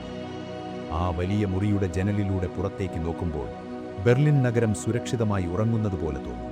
പക്ഷേ ആകാശത്തിൻ്റെ അതിരുകളിൽ എവിടെയോ വലിയൊരു പ്രത്യാഘാതത്തിൻ്റെ കൊടുങ്കാറ്റ് രൂപം കൊള്ളുന്നത് അവൻ അറിഞ്ഞിരുന്നില്ല. അല്ലെങ്കിൽ അത് കാണാൻ കഴിയാത്ത വിധം അധികാരം അവനെ അന്ധനാക്കിയിരുന്നു. രാത്രിയുടെ യാമങ്ങളിൽ യൂറോപ്പിലെ നഗരങ്ങൾ ഒരു പുതിയ ഭയത്തിൻ്റെ മുഖം കണ്ടു തുടങ്ങി. ആകാശത്ത് നിലാവിനെ മറച്ചുകൊണ്ട് ഭീമാകാരമായ വിമാനങ്ങൾ ഇരമ്പിയാർത്തു വന്നു. താഴെ അപകടസൂചന നൽകുന്ന വലിയ സൈറണുകൾ നഗരത്തിൻ്റെ നിശബ്ദതയെ കീറിമുറിച്ചുകൊണ്ട് അതികഠിനമായി മുഴങ്ങി. അത് കേൾക്കുമ്പോൾ ഉറങ്ങിക്കിടന്നിരുന്ന മനുഷ്യർ തങ്ങളുടെ കുട്ടികളെയും വാരിയെടുത്ത് ഭൂമിക്കടിയിലുള്ള ഇരുണ്ട അറകളിലേക്ക് ജീവനും കൊണ്ടോടി. തണുത്ത സിമന്റ് തറകളിൽ പരസ്പരം കെട്ടിപ്പിടിച്ചവർ ശ്വാസമടക്കി പിടിച്ചിരുന്നു. മുകളിൽ ഭൂമിയെ നടുക്കും കൊണ്ട് വലിയ ബോംബുകൾ വീണുപൊട്ടി. ഓരോ സ്ഫോടനത്തിലും ആ ഇരുണ്ട അറകളുടെ ചുമരുകളിൽ നിന്നും മണ്ണും പൊടിയും അവരുടെ തലയിലേക്ക് വീണു. കുട്ടികൾ ഭയന്ന് കരയുമ്പോൾ അമ്മമാർ അവരുടെ വായ പൊത്തിപ്പിടിച്ചു. പുറത്ത് നൂറ്റാണ്ടുകൾ പഴക്കമുള്ള നഗരങ്ങൾ നിമിഷങ്ങൾക്കുള്ളിൽ ചാരമായി മാറുകയായിരുന്നു. പള്ളികൾ, ആശുപത്രികൾ, വിദ്യാലയങ്ങൾ, ചരിത്ര സ്മാരകങ്ങൾ എല്ലാം വെന്തുരുകി. ഒരു വലിയ അഗ്നിപർവ്വതം പൊട്ടിത്തെറിച്ചതുപോലെ ആകാശം മുഴുവൻ ചുവന്നു തൊടുത്തു. പുലർച്ചെ ആ വലിയ സൈറണുകൾ നിലച്ചതിനു ശേഷം അവർ പതുക്കെ പുറത്തേക്ക് വരും. തങ്ങൾ തലമുറകളായി ജീവിച്ച വീടുകൾ നിന്നിടത്ത് പുകയുന്ന വലിയ കുഴികൾ മാത്രം. ആ നഗരത്തിലെ കല്ലുകൾക്ക് പോലും പറയാൻ സങ്കടങ്ങൾ മാത്രമേ ഉണ്ടായിരുന്നുള്ളൂ. മരിച്ചവരെ അടക്കം ചെയ്യാൻ പോലും സമയമില്ലാതെ അവർ തങ്ങളുടെ വീട്ടുസാധനങ്ങളുടെ അവശിഷ്ടങ്ങൾക്കിടയിൽ ജീവന്റെ അവസാനത്തെ തുടിപ്പുകൾ തിരഞ്ഞു. ആ തണുത്ത പ്രഭാതങ്ങളിൽ ആ ഇടിഞ്ഞുപൊളിഞ്ഞ കെട്ടിടങ്ങൾക്കിടയിലൂടെ വീശുന്ന കാറ്റിന് വലിയൊരു വിലാപത്തിന്റെ ശബ്ദമുണ്ടായിരുന്നു. യുദ്ധം ഒരു വലിയ രാക്ഷസനെപ്പോലെ മനുഷ്യരാശിയെ ഒന്നടങ്കം വിഴുങ്ങിക്കൊണ്ടിരുന്നു. കടലുകളിലും ആകാശങ്ങളിലും മഞ്ഞുമൂടിയ മലനിരകളിലും എങ്ങും മരണം താണ്ഡവമാടി. ഒരു കാലത്ത് സമാധാനത്തോടെ ജീവിച്ചിരുന്ന മനുഷ്യർ എന്തിനാണ് തങ്ങൾ പരസ്പരം കൊല്ലുന്നതെന്ന് പോലും അറിയാതെ ആയുധങ്ങളെടുത്ത് പോരാടി. അധികാരക്കൊതി പൂണ്ട ഒരാളുടെ തീരുമാനങ്ങൾക്ക് ലോകത്തിലെ കോടിക്കണക്കിന് സാധാരണ മനുഷ്യർ സ്വന്തം ജീവൻ കൊടുക്കേണ്ടി വന്നു. സ്നേഹവും കരുണയും ഈ ഭൂമിയിൽ നിന്നും എന്നേക്കുമായി തുടച്ചുമാറ്റപ്പെട്ടതുപോലെ ഭയവും വെറുപ്പും മാത്രം ബാക്കിയായി. വീണ്ടും ഒരു ശൈത്യകാലം വന്നെത്തി. മഞ്ഞുവീഴ്ച പഴയതിനേക്കാൾ ശക്തമായിരുന്നു. തകർന്നടിഞ്ഞ യൂറോപ്യൻ തെരുവുകളിൽ ബോംബ് വീണ് കരിഞ്ഞ കെട്ടിടങ്ങളുടെ അസ്ഥികൂടങ്ങൾക്ക് മുകളിൽ വെളുത്ത മഞ്ഞ് മൂടാൻ തുടങ്ങി. ചോരയുടെ ചുവന്ന നിറത്തെ മറച്ചുകൊണ്ട് പ്രകൃതി തന്റെ തണുത്ത പുതപ്പ് വിരിക്കുകയായിരുന്നു. രാത്രികളിൽ ആ വിജനമായ തെരുവുകളിലൂടെ വീശുന്ന കാറ്റിന്റെ ശബ്ദം മാത്രം. ദൂരെ എവിടെയോ അതിർത്തികളിൽ പീരങ്കികൾ ഗർജിക്കുന്ന ശബ്ദം ഇടയ്ക്കിടയ്ക്ക് ഇടിമുഴക്കം പോലെ കേൾക്കാമായിരുന്നു. അതിനുശേഷം വരുന്ന നിശബ്ദത വളരെ ഭയാനകമായിരുന്നു. മനുഷ്യൻ സ്വന്തം നാശത്തിലേക്കുള്ള വലിയൊരു കുഴി തോണ്ടിക്കഴിഞ്ഞിരുന്നു. ആർക്കും രക്ഷപ്പെടാൻ കഴിയാത്തത്ര വലിയൊരു കൊടുങ്കാറ്റിന്റെ നടുവിലായിരുന്നു ലോകം. ലക്ഷക്കണക്കിന് മനുഷ്യരുടെ ജീവനുകൾ ആ മഞ്ഞു വീഴുന്ന നിശബ്ദതയിൽ ഒരോർമ്മ പോലുമില്ലാതെ എങ്ങോ പോയി മറയുകയായിരുന്നു. ഇരുട്ട് ലോകത്തെ പൂർണ്ണമായും കീഴടക്കി കഴിഞ്ഞിരുന്നു. 1941 അധികാരത്തിന്റെ ഏറ്റവും ഉയർന്ന കൊടുമുടിയിൽ ലോകം ഇന്നുവരെ കണ്ടിട്ടുള്ളതിൽ വെച്ച് ഏറ്റവും വലിയൊരു സാമ്രാജ്യത്തിന്റെ അധിപനായി അവൻ നിൽക്കുകയായിരുന്നു. യൂറോപ്പിന്റെ ഭൂരിഭാഗവും ആ ഒരൊറ്റ മനുഷ്യന്റെ കാൽക്കീഴിൽ പൂർണ്ണമായും അമർന്നു കഴിഞ്ഞിരുന്നു.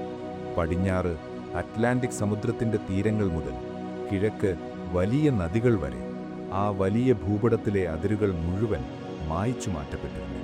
പല രാജ്യങ്ങളുടെയും പേരുകൾ വെറും ചരിത്രരേഖകളിൽ മാത്രമായി ഒതുങ്ങി. എങ്ങും ഒരു പതാക മാത്രം. ചുവന്ന പശ്ചാത്തലത്തിൽ ആ കറുത്ത കുരിശ് ഒരു വലിയ ചിലന്തിയെപ്പോലെ യൂറോപ്പിന് മുകളിൽ മുഴുവൻ വല വിരിച്ചു കഴിഞ്ഞിരുന്നു. ആ വലിയ നഗരങ്ങളിലെ വീഥികളിലൂടെ ഇപ്പോൾ തദ്ദേശവാസികൾ സ്വാതന്ത്ര്യത്തോടെ നടക്കുന്നില്ല. പകരം അവരുടെ തലയ്ക്ക് മുകളിൽ എപ്പോഴും ആ വലിയ സൈന്യത്തിന്റെ കനത്ത ബൂട്ടുകളുടെ ശബ്ദമായിരുന്നു. 1, 2, 1, 2 എന്ന ആ പഴയ താളം പാരീസിലെയും വാർസോയിലെയും ആംസ്റ്റർഡാമിലെയും തെരുവുകളെ വിറപ്പിച്ചുകൊണ്ട് രാപ്പകലില്ലാതെ മുഴങ്ങിക്കേട്ടു. ഭയം ഒരു നിഴൽ പോലെ മനുഷ്യരെ പിന്തുടർന്നു. തണുത്ത രാത്രികളിൽ അടച്ചുപൂട്ടിയ വാതിലുകൾക്ക് പിന്നിലിരുന്ന് മനുഷ്യർ പരസ്പരം സംസാരിക്കാൻ പോലും ഭയപ്പെട്ടു. സ്വന്തം വീടിന്റെ ചുവരുകൾക്ക് പോലും ചെവികളുണ്ടെന്നവർ വിശ്വസിച്ചു. ആരുടെയൊക്കെയോ അദൃശ്യമായ നോട്ടങ്ങൾ എപ്പോഴും തങ്ങളെ പിന്തുടരുന്നുണ്ടെന്ന തോന്നൽ അതൊരു വലിയ മാനസിക പീഡനമായി മാറി. സ്വതന്ത്രമായി ശ്വാസം വിടാൻ പോലും കഴിയാത്തത്ര വലിയൊരു ശ്വാസമുട്ടൽ യൂറോപ്പിന്റെ അന്തരീക്ഷത്തിൽ നിറഞ്ഞു നിന്നു. ബെർലിനിലെ തന്റെ അധികാര കേന്ദ്രത്തിൽ വെളിച്ചം വളരെ കുറവുള്ള ആ വലിയ മുറിയിൽ അവനിപ്പോൾ പഴയതിലും കൂടുതൽ സമയം ചിലവഴിച്ചു. പുറത്ത് കനത്ത കാവൽക്കാർ ജീവനില്ലാത്ത പ്രതിമകളെപ്പോലെ കാവൽ നിന്നു. മുറിക്കുള്ളിൽ വലിയൊരു മേശപ്പുറത്ത് വിരിച്ചിട്ടിരുന്ന യൂറോപ്പിന്റെ ഭൂപടങ്ങളിലേക്ക് നോക്കി അവൻ മണിക്കൂറുകളോളം ഒറ്റയ്ക്ക് നിന്നു. എണ്ണവിളക്കിന്റെയും ചെറിയ ബൾബുകളുടെയും മങ്ങിയ വെളിച്ചത്തിൽ അവന്റെ മെലിഞ്ഞ രൂപം ചുമരിൽ അതിഭയാനകമായൊരു നിഴലായി വീണുകിടന്നു. ഇപ്പോൾ അവന്റെ കണ്ണുകളിൽ പഴയ ആ വാശിയല്ല, മറിച്ച് താൻ ഈ ലോകത്തിലെ ഏറ്റവും വലിയ ശക്തിയാണെന്ന്, ആർക്കും തോൽപ്പിക്കാൻ കഴിയില്ലെന്ന് വല്ലാത്തൊരഹങ്കാരമായിരുന്നു. പ്രകൃതിക്കും ദൈവത്തിനും മുകളിലാണ് തന്റെ സ്ഥാനമെന്ന് ആ ഏകാധിപതി അന്ധമായി വിശ്വസിച്ചു. മനുഷ്യരുടെ ചോര കൊണ്ടുണ്ടാക്കിയ സിംഹാസനം എക്കാലത്തും നിലനിൽക്കുമെന്ന വലിയ മിഥ്യാധാരണയിൽ അവൻ ജീവിച്ചു. എന്നാൽ വിജയങ്ങളുടെ ആ വലിയ ശബ്ദകോലാഹലങ്ങൾക്കിടയിലും ആരും കാണാതെ യൂറോപ്പിൻ്റെ ഏറ്റവും ഇരുണ്ട കോണുകളിൽ മനുഷ്യചരിത്രം ഇന്നുവരെ കണ്ടിട്ടുള്ളതിൽ വെച്ച് ഏറ്റവും ക്രൂരമായ മറ്റൊരു കൂട്ടക്കുരുതി യാതൊരു ശബ്ദവുമില്ലാതെ അവൻ നടപ്പിലാക്കുന്നുണ്ടായിരുന്നു. രാത്രിയുടെ യാമങ്ങളിൽ നഗരങ്ങൾ ഉറങ്ങിക്കഴിയുമ്പോൾ ഇരുണ്ട റെയിൽവേ സ്റ്റേഷനുകളിൽ നിന്നും നീളൻ ട്രെയിനുകൾ യാത്ര തിരിച്ചു. അവ മനുഷ്യരെ കൊണ്ടുപോകാനുള്ള തീവണ്ടികളായിരുന്നില്ല, മറിച്ച് കന്നുകാലികളെ കുത്തിനിറയ്ക്കുന്നത് പോലെയുള്ള ഇരുമ്പ് വാഗണുകളായിരുന്നു. അതിനുള്ളിൽ ഒരു തെറ്റും ചെയ്യാത്ത ലക്ഷക്കണക്കിന് മനുഷ്യർ, വയോധികർ, സ്ത്രീകൾ, കൊച്ചുകുട്ടികൾ, തങ്ങളുടെ വംശത്തിൻ്റെ പേരിൽ മാത്രം വേട്ടയാടപ്പെട്ട നിരപരാധികൾ. ഒരു തുള്ളി വെള്ളമോ ശ്വാസം വിടാൻ ആവശ്യത്തിന് വായുവോ ഇല്ലാതെ ആ കൊടും തണുപ്പിൽ വിറച്ച് അവർ പരസ്പരം കെട്ടിപ്പിടിച്ചിരുന്നു. അവർ എങ്ങോട്ടാണ് പോകുന്നതെന്ന് അവർക്ക് പോലും അറിയില്ലായിരുന്നു. കിഴക്കൻ യൂറോപ്പിലെ കൊടും കാടുകൾക്കുള്ളിൽ പണിതുയർത്തിയ വലിയ ഇരുമ്പുവേലികൾക്ക് പിന്നിലെ മരണത്തിൻ്റെ ക്യാമ്പുകളിലേക്കായിരുന്നു ആ തീവണ്ടികളുടെ യാത്ര. ആ വാതക അറകളിലേക്ക്, മനുഷ്യരെ പച്ചയ്ക്ക് കത്തിക്കുന്ന വലിയ ചൂളകളിലേക്ക്. ആ ഇരുണ്ട രാത്രികളിൽ തണുത്ത കാറ്റിനെ കീറിമുറിച്ചുകൊണ്ട് ദൂരേക്കെങ്ങോ പോയിമറയുന്ന ആ തീവണ്ടികളുടെ ചൂളം വിളി ആരുടെയോ വലിയൊരു വിലാപം പോലെ കേൾക്കാമായിരുന്നു. ലക്ഷക്കണക്കിന് മനുഷ്യരുടെ ജീവൻ കറുത്ത പുകയായി ആകാശത്തേക്ക് അലിഞ്ഞില്ലാതാകുമ്പോഴും ലോകമതറിഞ്ഞില്ല, അല്ലെങ്കിൽ അറിയാത്തതുപോലെ ആ നിശബ്ദതയെ ഭയത്തോടെ നോക്കി നിന്നു. തൻ്റെ അധികാരം പൂർണ്ണമാണെന്ന് അവൻ കരുതിയ ആ നിമിഷത്തിലാണ് അവൻ്റെ ഉള്ളിലെ അത്യാഗ്രഹം അതിൻ്റെ ഏറ്റവും വലിയ തീരുമാനമെടുക്കുന്നത്. പടിഞ്ഞാറ് മുഴുവൻ കീഴടക്കിയ അവൻ്റെ കണ്ണുകൾ കിഴക്കോട്ടേക്ക് തിരിഞ്ഞു. മഞ്ഞുമൂടിയ വലിയ സമതലങ്ങളുള്ള അതിവിശാലമായ മറ്റൊരു വലിയ സാമ്രാജ്യത്തിലേക്ക്. തൻ്റെ പഴയ ഉടമ്പടികളെല്ലാം കാറ്റിൽ പറത്തിക്കൊണ്ട് അവൻ തൻ്റെ സൈന്യത്തോട് കിഴക്കോട്ട് മാർച്ച് ചെയ്യാൻ ആജ്ഞാപിച്ചു. 1941 ഉഷ്ണകാലം. ലക്ഷക്കണക്കിന് പടയാളികൾ, ആയിരക്കണക്കിന് വലിയ ടാങ്കുകൾ, എല്ലാം തകർത്തെറിയുമെന്ന അഹങ്കാരത്തോടെ കിഴക്കൻ അതിർത്തികൾ ഭേദിച്ചു മുന്നോട്ടു കുതിച്ചു. ആദ്യത്തെ കുറച്ചു മാസങ്ങൾ വിജയങ്ങൾ മാത്രമായിരുന്നു. ശത്രുക്കളുടെ സൈന്യം ഇവരുടെ മുന്നേറ്റത്തിൽ തകർന്നടിഞ്ഞു. അവൻ തൻ്റെ ഭൂപടങ്ങളിൽ കൂടുതൽ ദൂരേക്ക് ചുവന്ന അടയാളങ്ങൾ വരച്ചു ചേർത്തു. തൻ്റെ സൈന്യം ഏതാനും ആഴ്ചകൾക്കുള്ളിൽ ആ വലിയ രാജ്യം മുഴുവൻ കീഴടക്കുമെന്ന് അവൻ വിശ്വസിച്ചു. പക്ഷേ അവിടെ അധികാരത്തിൻ്റെ അഹങ്കാരത്തെ കാത്ത് പ്രകൃതി വലിയൊരു കെണി ഒരുക്കി വച്ചിട്ടുണ്ടായിരുന്നു. വേനൽക്കാലം അവസാനിച്ചു. ശരത്കാലത്തിൻ്റെ മഴ പെയ്തു തുടങ്ങി. കിഴക്കൻ സമതലങ്ങളിലെ മണ്ണ് വലിയൊരു ചെളിക്കുണ്ടായി മാറി. ആ വലിയ ടാങ്കുകളുടെ ചക്രങ്ങൾ ആ ചെളിയിൽ പൂണ്ടുപോയി. മുന്നോട്ടു പോകാൻ കഴിയാതെ സൈന്യം ആദ്യമായി വേഗത കുറച്ചു. എന്നാൽ അത് വെറുമൊരു തുടക്കം മാത്രമായിരുന്നു. പിന്നീട് വന്നെത്തിയത് റഷ്യൻ ശൈത്യമായിരുന്നു. ലോകത്തിലെ ഏറ്റവും ഭയാനകമായ മഞ്ഞുകാലം. താപനില -ഡിഗ്രികളിലേക്ക് കൂപ്പുകുച്ചിക്കുത്തി. ആകാശം മുഴുവൻ ഇരുണ്ടു. അതിശക്തമായ മഞ്ഞുവീഴ്ച തുടങ്ങി.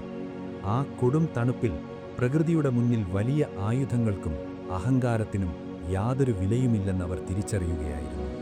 വേനൽക്കാലത്ത് വെറുമൊരു നേരിയ യൂണിഫോം മാത്രം ധരിച്ച് യുദ്ധത്തിന് വന്ന ആ ചെറുപ്പക്കാരായ സൈനികർ ആ കൊടും തണുപ്പിൽ വിറങ്ങലിച്ചു നിന്നു. വലിയ ടാങ്കുകളുടെ എഞ്ചിനുകളിൽ എണ്ണ തണുത്തുറഞ്ഞു. തോക്കുകളുടെ കാഞ്ചി വലിക്കാൻ കഴിയാത്ത വിധം അവരുടെ വിരലുകൾ മരവിച്ചുപോയി. ഭക്ഷണവും മരുന്നുമില്ലാതെ ലക്ഷക്കണക്കിന് സൈനികർ ആ വിശാല മഞ്ഞുപാടങ്ങളിൽ കുടുങ്ങിപ്പോയി. മുന്നോട്ടു പോകാനോ പിന്നോട്ടു പോകാനോ കഴിയാത്ത അവസ്ഥ. തണുത്ത കാറ്റ് അവരുടെ ശരീരങ്ങളിലേക്ക് അരിച്ചു കയറി.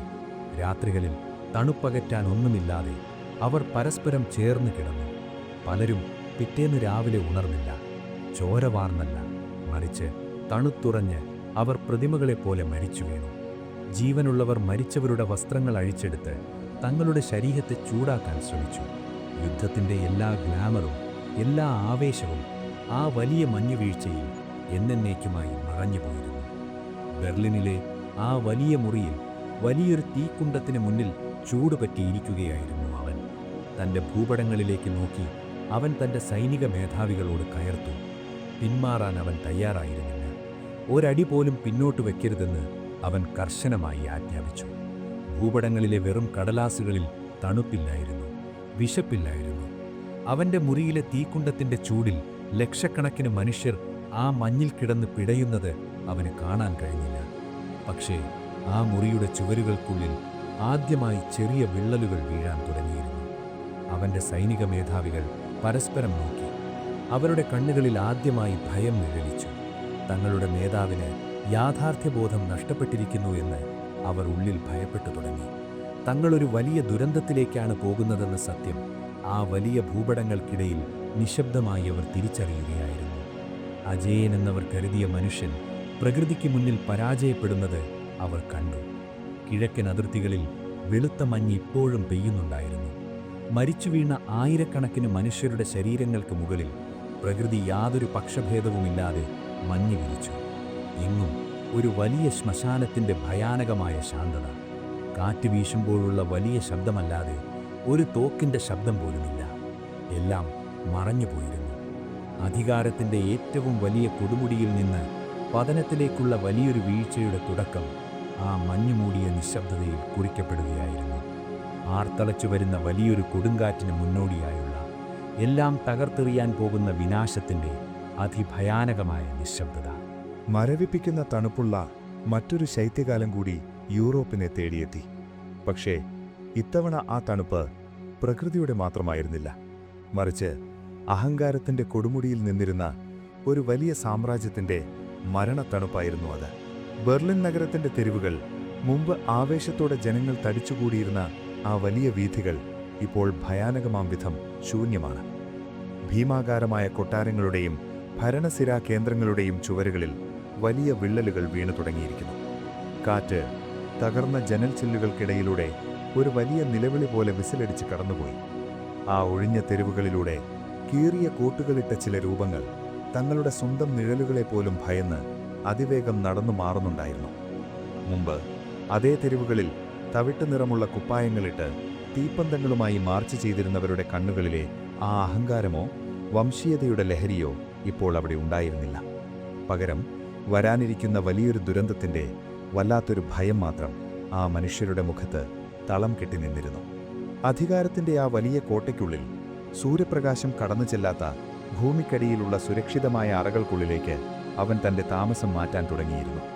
ഇരുമ്പിൻ്റെയും കോൺക്രീറ്റിൻ്റെയും കട്ടിയുള്ള ചുവരുകൾക്കുള്ളിൽ പതുക്കെ പതുക്കെ അവനൊരു വലിയ തടവുകാരനെ പോലെ മാറുകയായിരുന്നു. പുറത്ത് പകലിനെ പോലും രാത്രിയാക്കിക്കൊണ്ട് ആകാശത്തു നിന്നും ശത്രുക്കളുടെ വിമാനങ്ങൾ തീമഴ പെയ്യിക്കുകയായിരുന്നു. ഓരോ രാത്രിയും നഗരത്തിൻ്റെ ഓരോ ഭാഗങ്ങൾ വലിയ സ്ഫോടനങ്ങളിൽ ചാരമായി മാറി. പക്ഷേ ആ ഭൂഗർഭ അറയ്ക്കുള്ളിൽ ആ വലിയ സ്ഫോടനങ്ങൾ വെറുമൊരു നേരിയ കുലുക്കം മാത്രമായാണ് അവൻ അറിഞ്ഞത്. കിഴക്കൻ അതിർത്തികളിൽ നിന്നും പരാജയത്തിൻ്റെ വാർത്തകൾ ഇരുണ്ട കാർമേഘങ്ങൾ പോലെ അവനെ തേടിയെത്തിക്കൊണ്ടിരുന്നു. താൻ ഒരിക്കലും തോൽക്കില്ലെന്ന് വിശ്വസിച്ചിരുന്ന ലോകത്തിലെ ഏറ്റവും വലിയ സൈന്യം ആ കൊടും തണുപ്പിൽ റഷ്യൻ മഞ്ഞുവീഴ്ചയിൽ പൂർണ്ണമായും തകർന്നടിഞ്ഞിരിക്കുന്നു. ലക്ഷക്കണക്കിന് സൈനികർ ആയുധങ്ങൾ വെച്ച് കീഴടങ്ങി. ജീവനോടെ അവശേഷിച്ചവർ യാതൊരു പ്രതീക്ഷയുമില്ലാതെ തണുത്തുറഞ്ഞ ആ വലിയ ശവപ്പറമ്പുകളിലൂടെ മരണത്തിലേക്ക് നടന്നുപോയി. ലോകം കീഴടക്കാൻ പോയ ഒരു തലമുറ മുഴുവൻ ആ മഞ്ഞിൽ വെറും അസ്ഥികൂടങ്ങളായി മാറുകയായിരുന്നു. ആ വലിയ മുറിയിലെ മങ്ങിയ വെളിച്ചമുള്ള ഭൂപടങ്ങൾക്ക് മുന്നിൽ അവൻ നിന്നു. ഇപ്പോൾ ആ നിൽപ്പിന് പഴയ ഗാംഭീര്യമില്ലായിരുന്നു. അവൻ്റെ തോലുകൾ കൂനിത്തുടങ്ങിയിരുന്നു. കണ്ണുകൾ വല്ലാതെ കുഴിഞ്ഞുപോയി. ഉറക്കമില്ലായ്മയുടെയും ഭയത്തിൻ്റെയും ഇരുണ്ട പാടുകൾ ആ മുഖത്ത് വ്യക്തമായിരുന്നു. വിറയ്ക്കുന്ന കൈകളുമായി അവൻ ആ മേശപ്പുറത്തേക്ക് നോക്കി. തൻ്റെ സ്വന്തം ജനറൽമാർക്കെതിരെ അവൻ ഉച്ചത്തിൽ അലറി. ആ പരാജയം അവൻ ഉൾക്കൊള്ളാൻ കഴിയുമായിരുന്നില്ല. തന്നെ എല്ലാവരും ചേർന്ന് ചതിക്കുകയാണെന്ന് അവൻ വിശ്വസിച്ചു. സത്യത്തിൽ ആ കടലാസുകളിലെ ചുവന്ന അടയാളങ്ങളിൽ കാണുന്ന സൈന്യം അവിടെ ഉണ്ടായിരുന്നില്ല. അതൊക്കെ അവൻ്റെ ഭാവനകളിൽ മാത്രം അവശേഷിക്കുന്ന വെറും പ്രേതങ്ങളായി മാറിക്കഴിഞ്ഞിരുന്നു. വെടിയുണ്ടകളില്ലാത്ത, വിശന്നു പൊരിഞ്ഞ, മരണത്തോട് മല്ലിടുന്ന കുറച്ച് മനുഷ്യരെ വെച്ച് അവൻ ആ ഭൂപടങ്ങളിൽ ലോകം ജയിക്കാൻ ശ്രമിച്ചു. യാഥാർത്ഥ്യബോധം പൂർണ്ണമായും അവനിൽ നിന്നും അകന്നുപോയിരുന്നു. മുമ്പ് ശബ്ദതരംഗങ്ങളിലൂടെ കോടിക്കണക്കിന് മനുഷ്യരുടെ സിരകളിൽ വെറുപ്പിൻ്റെ ആവേശം നിറച്ചിരുന്ന അവൻ്റെ ആ ഇടിമുഴക്കമുള്ള ശബ്ദം ഇപ്പോൾ ആരും കേൾക്കുന്നില്ല. വലിയ മൈതാനങ്ങളിൽ ലക്ഷക്കണക്കിന് മനുഷ്യർക്ക് മുന്നിൽ മണിക്കൂറുകളോളം അവൻ നടത്തിയിരുന്ന ആവേശകരമായ പ്രസംഗങ്ങൾ പൂർണ്ണമായും നിലച്ചു. പകരം രാജ്യത്തെ വാർത്താ തരംഗങ്ങളിൽ എപ്പോഴും ഉണ്ടായിരുന്നത് വല്ലാത്തൊരു നിശബ്ദതയായിരുന്നു. ഇടയ്ക്ക് കേൾക്കുന്ന മരണത്തിൻ്റെ വിലാപം പോലെയുള്ള ഏതോ സംഗീതം മാത്രം. ആ നിശബ്ദത ബോംബുകളുടെ ശബ്ദത്തേക്കാൾ വലിയ ഭയമാണ് ജനങ്ങളിലുണ്ടാക്കിയത്. തങ്ങളുടെ ദൈവം, തങ്ങളുടെ നാഥൻ എന്നവർ അന്ധമായി വിശ്വസിച്ചിരുന്ന മനുഷ്യൻ ഒളിച്ചോടുകയാണെന്ന് അവർ ആ നിശബ്ദതയിലൂടെ തിരിച്ചറിയുകയായിരുന്നു. സ്വർഗം വാഗ്ദാനം ചെയ്തവൻ അവരെ നരകത്തിന്റെ നടുവിലേക്ക് തള്ളിയിട്ട് ഭൂമിക്കടിയിൽ മറഞ്ഞിരിക്കുന്നു. തെക്കൻ അതിർത്തികളിൽ അവന്റെ ഏറ്റവും വലിയ സഖ്യകാഴ്ചി, ഫാസിസത്തിന്റെ മറ്റൊരു ഏകാധിപതി, സ്വന്തം ജനങ്ങളാൽ തന്നെ തെരുവിലേക്ക് വലിച്ചെറിയപ്പെട്ടു എന്ന വാർത്ത അവനിൽ വലിയൊരു ഞെട്ടലുണ്ടാക്കി. തന്റെ സുഹൃത്തിന്റെ മൃതദേഹം തെരുവിൽ കെട്ടിത്തൂക്കി ജനങ്ങൾ ആഘോഷിക്കുന്നത് അവൻ അറിഞ്ഞു. തന്റെ വിധിയും മറ്റൊന്നാവില്ല എന്ന് ആ ഏകാധിപതി ആദ്യമായി ഉള്ളിൽ ഭയന്നു തുടങ്ങി. ആ ഭയം അവനെ ഒരു വലിയ മനോരോഗിയാക്കി മാറ്റി. അവൻ ആരെയും വിശ്വസിച്ചില്ല. സ്വന്തം നിഴലിനെ പോലും അവൻ ഭയപ്പെട്ടു. വർഷങ്ങളായി തന്നോടൊപ്പമുണ്ടായിരുന്ന തന്റെ സ്വന്തം അനുയായികളുടെ കണ്ണുകളിൽ പോലും അവൻ കൊലപാതകരെ കണ്ടു. തന്റെ ഭക്ഷണത്തിൽ വിഷമുണ്ടോ എന്ന് പരിശോധിക്കാൻ അവൻ പുതിയ ആളുകളെ നിർത്തി. ഓരോ ദർവാസകൾ തുറക്കുമ്പോഴും അവിടെ മരണം പതുങ്ങിയിരിപ്പുണ്ടെന്ന് അവൻ വിശ്വസിച്ചു. ഒരു ഉച്ചതിരിഞ്ഞ സമയം അവന്റെ സ്വന്തം സൈനിക മേധാവികൾ തന്നെ അവനെ ഇല്ലാതാക്കാൻ ശ്രമിച്ചു. ഭൂപടങ്ങൾ വെച്ച വലിയ മേശക്കടിയിൽ അവർ ഒളിപ്പിച്ചുവെച്ച വലിയൊരു സ്ഫോടക വസ്തു പൊട്ടിത്തെറിച്ചു. ആ വലിയ സ്ഫോടനത്തിൽ നിന്നും ഭാഗ്യം കൊണ്ട് മാത്രമാണ് അവൻ ജീവനോടെ രക്ഷപ്പെട്ടത്. പക്ഷേ ആ സംഭവം അവന്റെ മനസ്സിന്റെ സമനില പൂർണ്ണമായും തെറ്റിച്ചു. അവന്റെ ഇടത് കൈ എപ്പോഴും വിറയ്ക്കാൻ തുടങ്ങി. അത് മറ്റുള്ളവർ കാണാതിരിക്കാൻ അവൻ ആ കൈ എപ്പോഴും പിന്നിലേക്ക് ഒളിപ്പിച്ചു വെച്ചു. നേരെ നിൽക്കാൻ പോലും ആവാത്ത വിധം അവൻ ശാരീരികമായി തളർന്നു. തന്നെ വഞ്ചിച്ച സ്വന്തം സൈനികരെ മൃഗങ്ങളെപ്പോലെ അവൻ കൊന്നൊടുക്കി. അവരുടെ മരണം ക്യാമറകളിൽ പകർത്തി അവൻ വീണ്ടും വീണ്ടും കണ്ടു. അത് കണ്ട് പൈശാചികമായി അവൻ ചിരിച്ചു. അധികാരം നഷ്ടപ്പെടുമെന്ന ഭയം മരണത്തേക്കാൾ വലിയൊരു ദുരന്തമായി അവനെ വേട്ടയാടുകയായിരുന്നു. എല്ലാ അതിർത്തികളിൽ നിന്നും ശത്രുക്കളുടെ വലിയ സൈന്യം പ്രതികാരത്തിന്റെ അഗ്നിയുമായി തലസ്ഥാന നഗരത്തെ ലക്ഷ്യമാക്കി അടുത്തുകൊണ്ടിരിക്കുകയായിരുന്നു. ആകാശത്ത് സൂര്യൻ എപ്പോഴോ മറഞ്ഞുപോയിരുന്നു. പകൽ സമയങ്ങളിൽ പോലും നഗരം കറുത്ത പുകയാൽ മൂടപ്പെട്ടു. പടിഞ്ഞാറ് നിന്നും കിഴക്കുനിന്നും കോടിക്കണക്കിന് മനുഷ്യരുടെ ചോരയ്ക്ക് പകരം ചോദിക്കാൻ ലോകം മുഴുവൻ ഒന്നായി അവരുടെ മേൽ ഇരച്ചു കയറുകയായിരുന്നു. ഇന്നലെ വരെ ലോകം മുഴുവൻ കീഴടക്കാൻ ഇറങ്ങിത്തിരിക്ക ആ ജനത ഇപ്പോൾ സ്വന്തം നഗരത്തിലെ ചവട്ടുകുട്ടകളിൽ ഒരു നേരത്തെ ഭക്ഷണത്തിനായി തിരഞ്ഞുകൊണ്ടിരുന്നു. തങ്ങളുടെ കൊച്ചുമക്കളെ പോലും യുദ്ധത്തിലേക്ക് അയക്കേണ്ടി വന്ന അമ്മമാർ തണുത്തുറഞ്ഞ തെരുവുകളിൽ ചിതറിക്കിടക്കുന്ന മൃതദേഹങ്ങൾക്കിടയിൽ തങ്ങളുടെ പ്രിയപ്പെട്ടവരുണ്ടോ എന്ന് കരഞ്ഞുകൊണ്ട് തിരഞ്ഞു നടന്നു. അവരുടെ സങ്കടം കേൾക്കാൻ ആകാശത്ത് ദൈവങ്ങളുണ്ടായിരുന്നില്ല. കാരണം അവർ തങ്ങളുടെ ദൈവമായി അവതരിപ്പിച്ചത് മനുഷ്യരൂപത്തിലുള്ള സാക്ഷാൽ ചെകുട്ടാനെയായിരുന്നു. ആ ചെകുട്ടാന്റെ പാപങ്ങളുടെ ഭാരം ഇപ്പോൾ ആ സാധാരണക്കാരായ മനുഷ്യർ തങ്ങളുടെ രക്തം കൊണ്ട് തീർക്കുകയായിരുന്നു. ഒരു വലിയ ബോംബാക്രമണത്തിന് ശേഷമുള്ള ഒരു പ്രഭാതം. അധികാര കേന്ദ്രത്തിന്റെ വലിയ മതിൽക്കെട്ടുകൾ പലയിടങ്ങളിൽ തകർന്നു വീണിരിക്കുന്നു. നഗരത്തിലെ വലിയ കെട്ടിടങ്ങളുടെ അവശിഷ്ടങ്ങളിൽ നിന്നും പുകയുയരുന്നുണ്ടായിരുന്നു. ആകാശത്തു നിന്നും ചാരനിറത്തിലുള്ള വെണ്ണീർ മഞ്ഞുതുള്ളികൾ പോലെ താഴേക്ക് പതിക്കുകയാണ്. കാറ്റ് വളരെ പതുക്കെയാണ് വീശുന്നത്. എങ്ങും പുകയുന്ന അവശിഷ്ടങ്ങൾ മാത്രം. ആ വലിയ നഗരത്തിൽ ആ നിമിഷം ഒരു മനുഷ്യന്റെ ശബ്ദവുമില്ല. ഒരു കുഞ്ഞിന്റെ കരച്ചിലോ വാഹനങ്ങളുടെ ശബ്ദമോ ഇല്ല. വല്ലാത്തൊരു ശ്വാസം മുട്ടിക്കുന്ന ശാന്തത, ഒരു വലിയ ശവപ്പറമ്പിലെ ഭയാനകമായ നിശബ്ദത ആ നഗരത്തെ മുഴുവൻ മൂടി നിന്നു. ആ വെണ്ണീർ വീഴുന്ന നിശബ്ദതയ്ക്ക് താഴെ ഭൂമിക്കടിയിലുള്ള ആ വലിയ ഇരുണ്ട അറയ്ക്കുള്ളിൽ വിറയ്ക്കുന്ന കൈകളുമായി ലോകം കീഴടക്കാൻ കൊതിച്ച ആ മനുഷ്യൻ ആ വലിയ പതനത്തിന്റെ കാലൊച്ചകൾക്കായി ഓരോ നിമിഷവും ഭയത്തോടെ കാത്തിരിക്കുകയായിരുന്നു. അധികാരം അതിന്റെ ഏറ്റവും ദയനീയമായ അന്ത്യത്തിലേക്ക്, പൂർണ്ണമായ ഇരുട്ടിലേക്ക് പതുക്കെ വഴുതി വീഴുകയായിരുന്നു. 1945 മെയ് മാസത്തിലെ ഒരു പുലരി. കൊടുംകാറ്റും തീമഴയും തോർന്നതിനു ശേഷമുള്ള അസാധാരണമാം വിധം ശാന്തമായൊരു പ്രഭാതം. യൂറോപ്പിന്റെ ഇരുണ്ട ആകാശം പതിയെ തെളിഞ്ഞു തുടങ്ങുകയായിരുന്നു.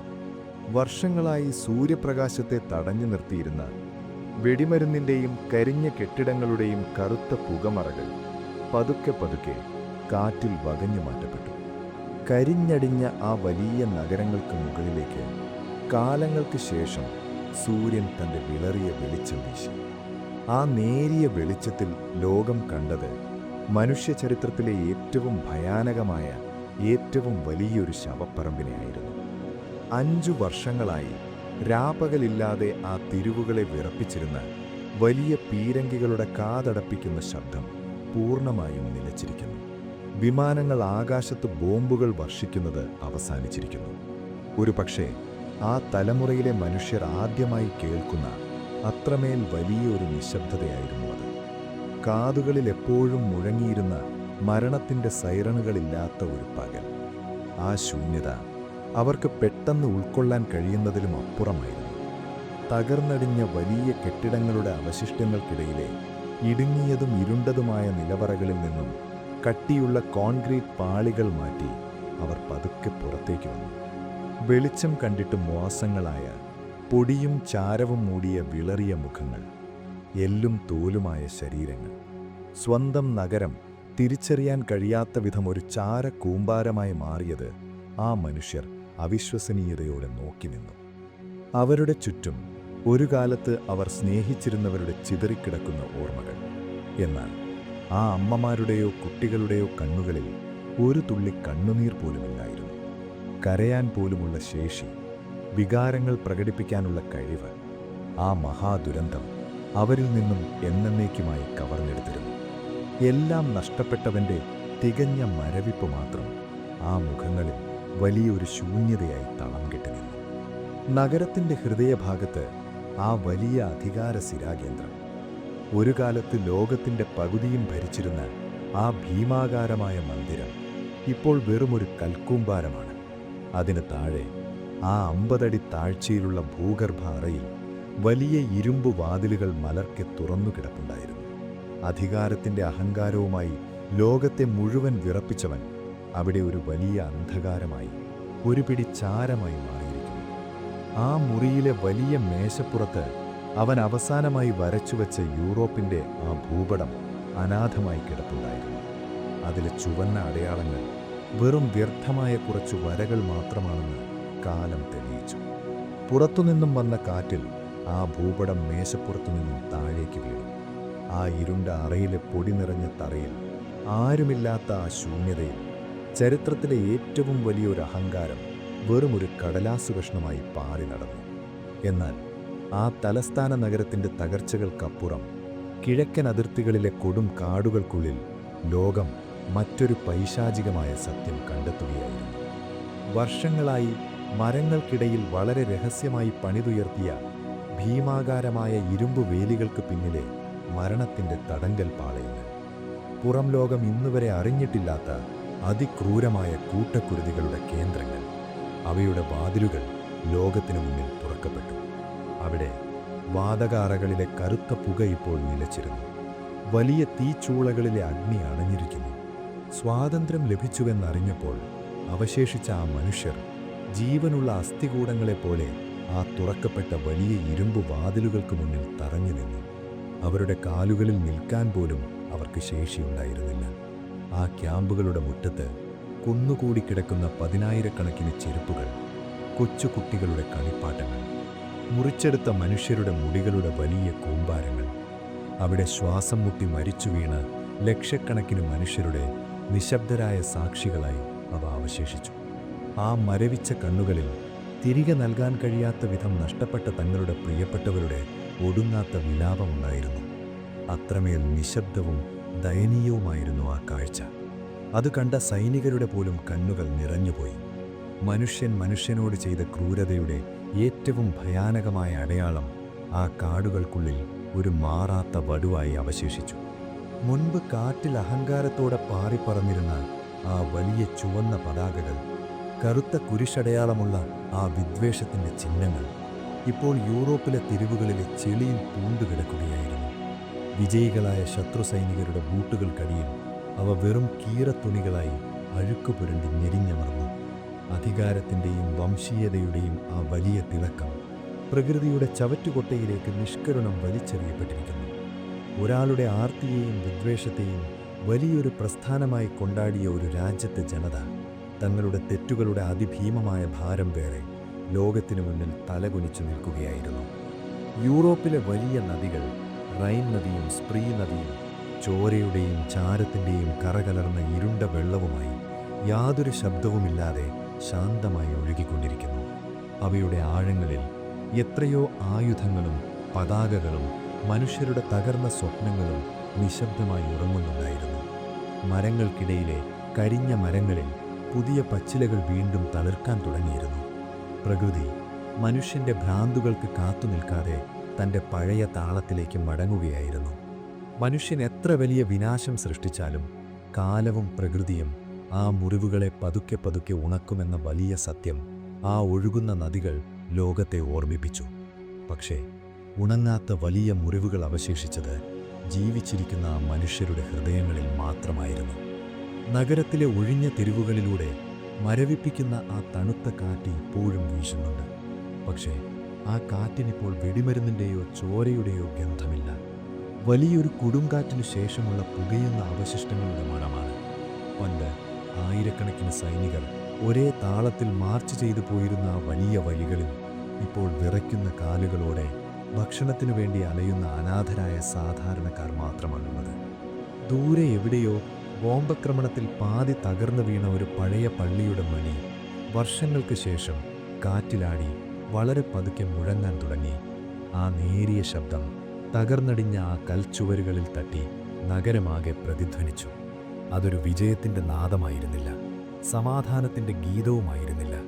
മറിച്ച് മരണപ്പെട്ടുപോയ കോടിക്കണക്കിന് മനുഷ്യർക്ക് വേണ്ടിയുള്ള പ്രകൃതിയുടെ വലിയൊരു വിലാപമായിരുന്നു. ആ മണിനാദത്തിന് ശേഷം വരുന്ന വലിയ നിശബ്ദത മനുഷ്യൻ്റെ അഹങ്കാരത്തിന് കാലം നൽകിയ അന്തിമ മറുപടിയായിരുന്നു. യുദ്ധം ഔദ്യോഗികമായി അവസാനിച്ചു. സൈനികർ തങ്ങളുടെ ആയുധങ്ങൾ താഴെ വെച്ചു.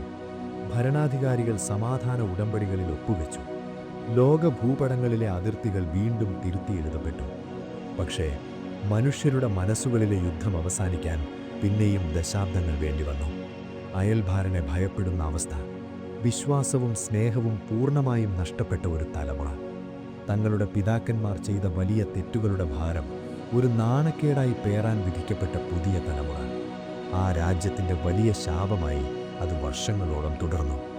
അധികാരമെന്നത് എത്ര വലിയ മിഥ്യയാണെന്ന് ആ വലിയ സാമ്രാജ്യത്തിൻ്റെ പതനം ലോകത്തിന് കാണിച്ചു കൊടുത്തു.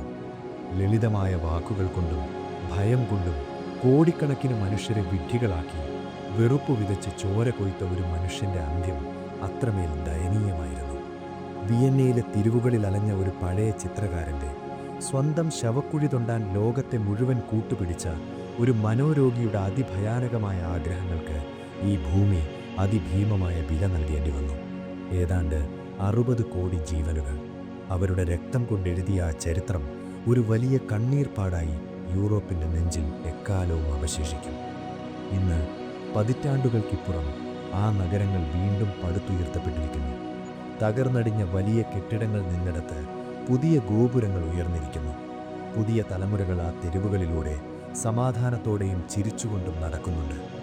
ഇരുണ്ട ഗ്യാസ് വിളക്കുകൾക്ക് പകരം വലിയ വൈദ്യുത ദീപങ്ങൾ ആ നഗരങ്ങളെ രാപകലില്ലാതെ പ്രകാശിപ്പിക്കുന്നു.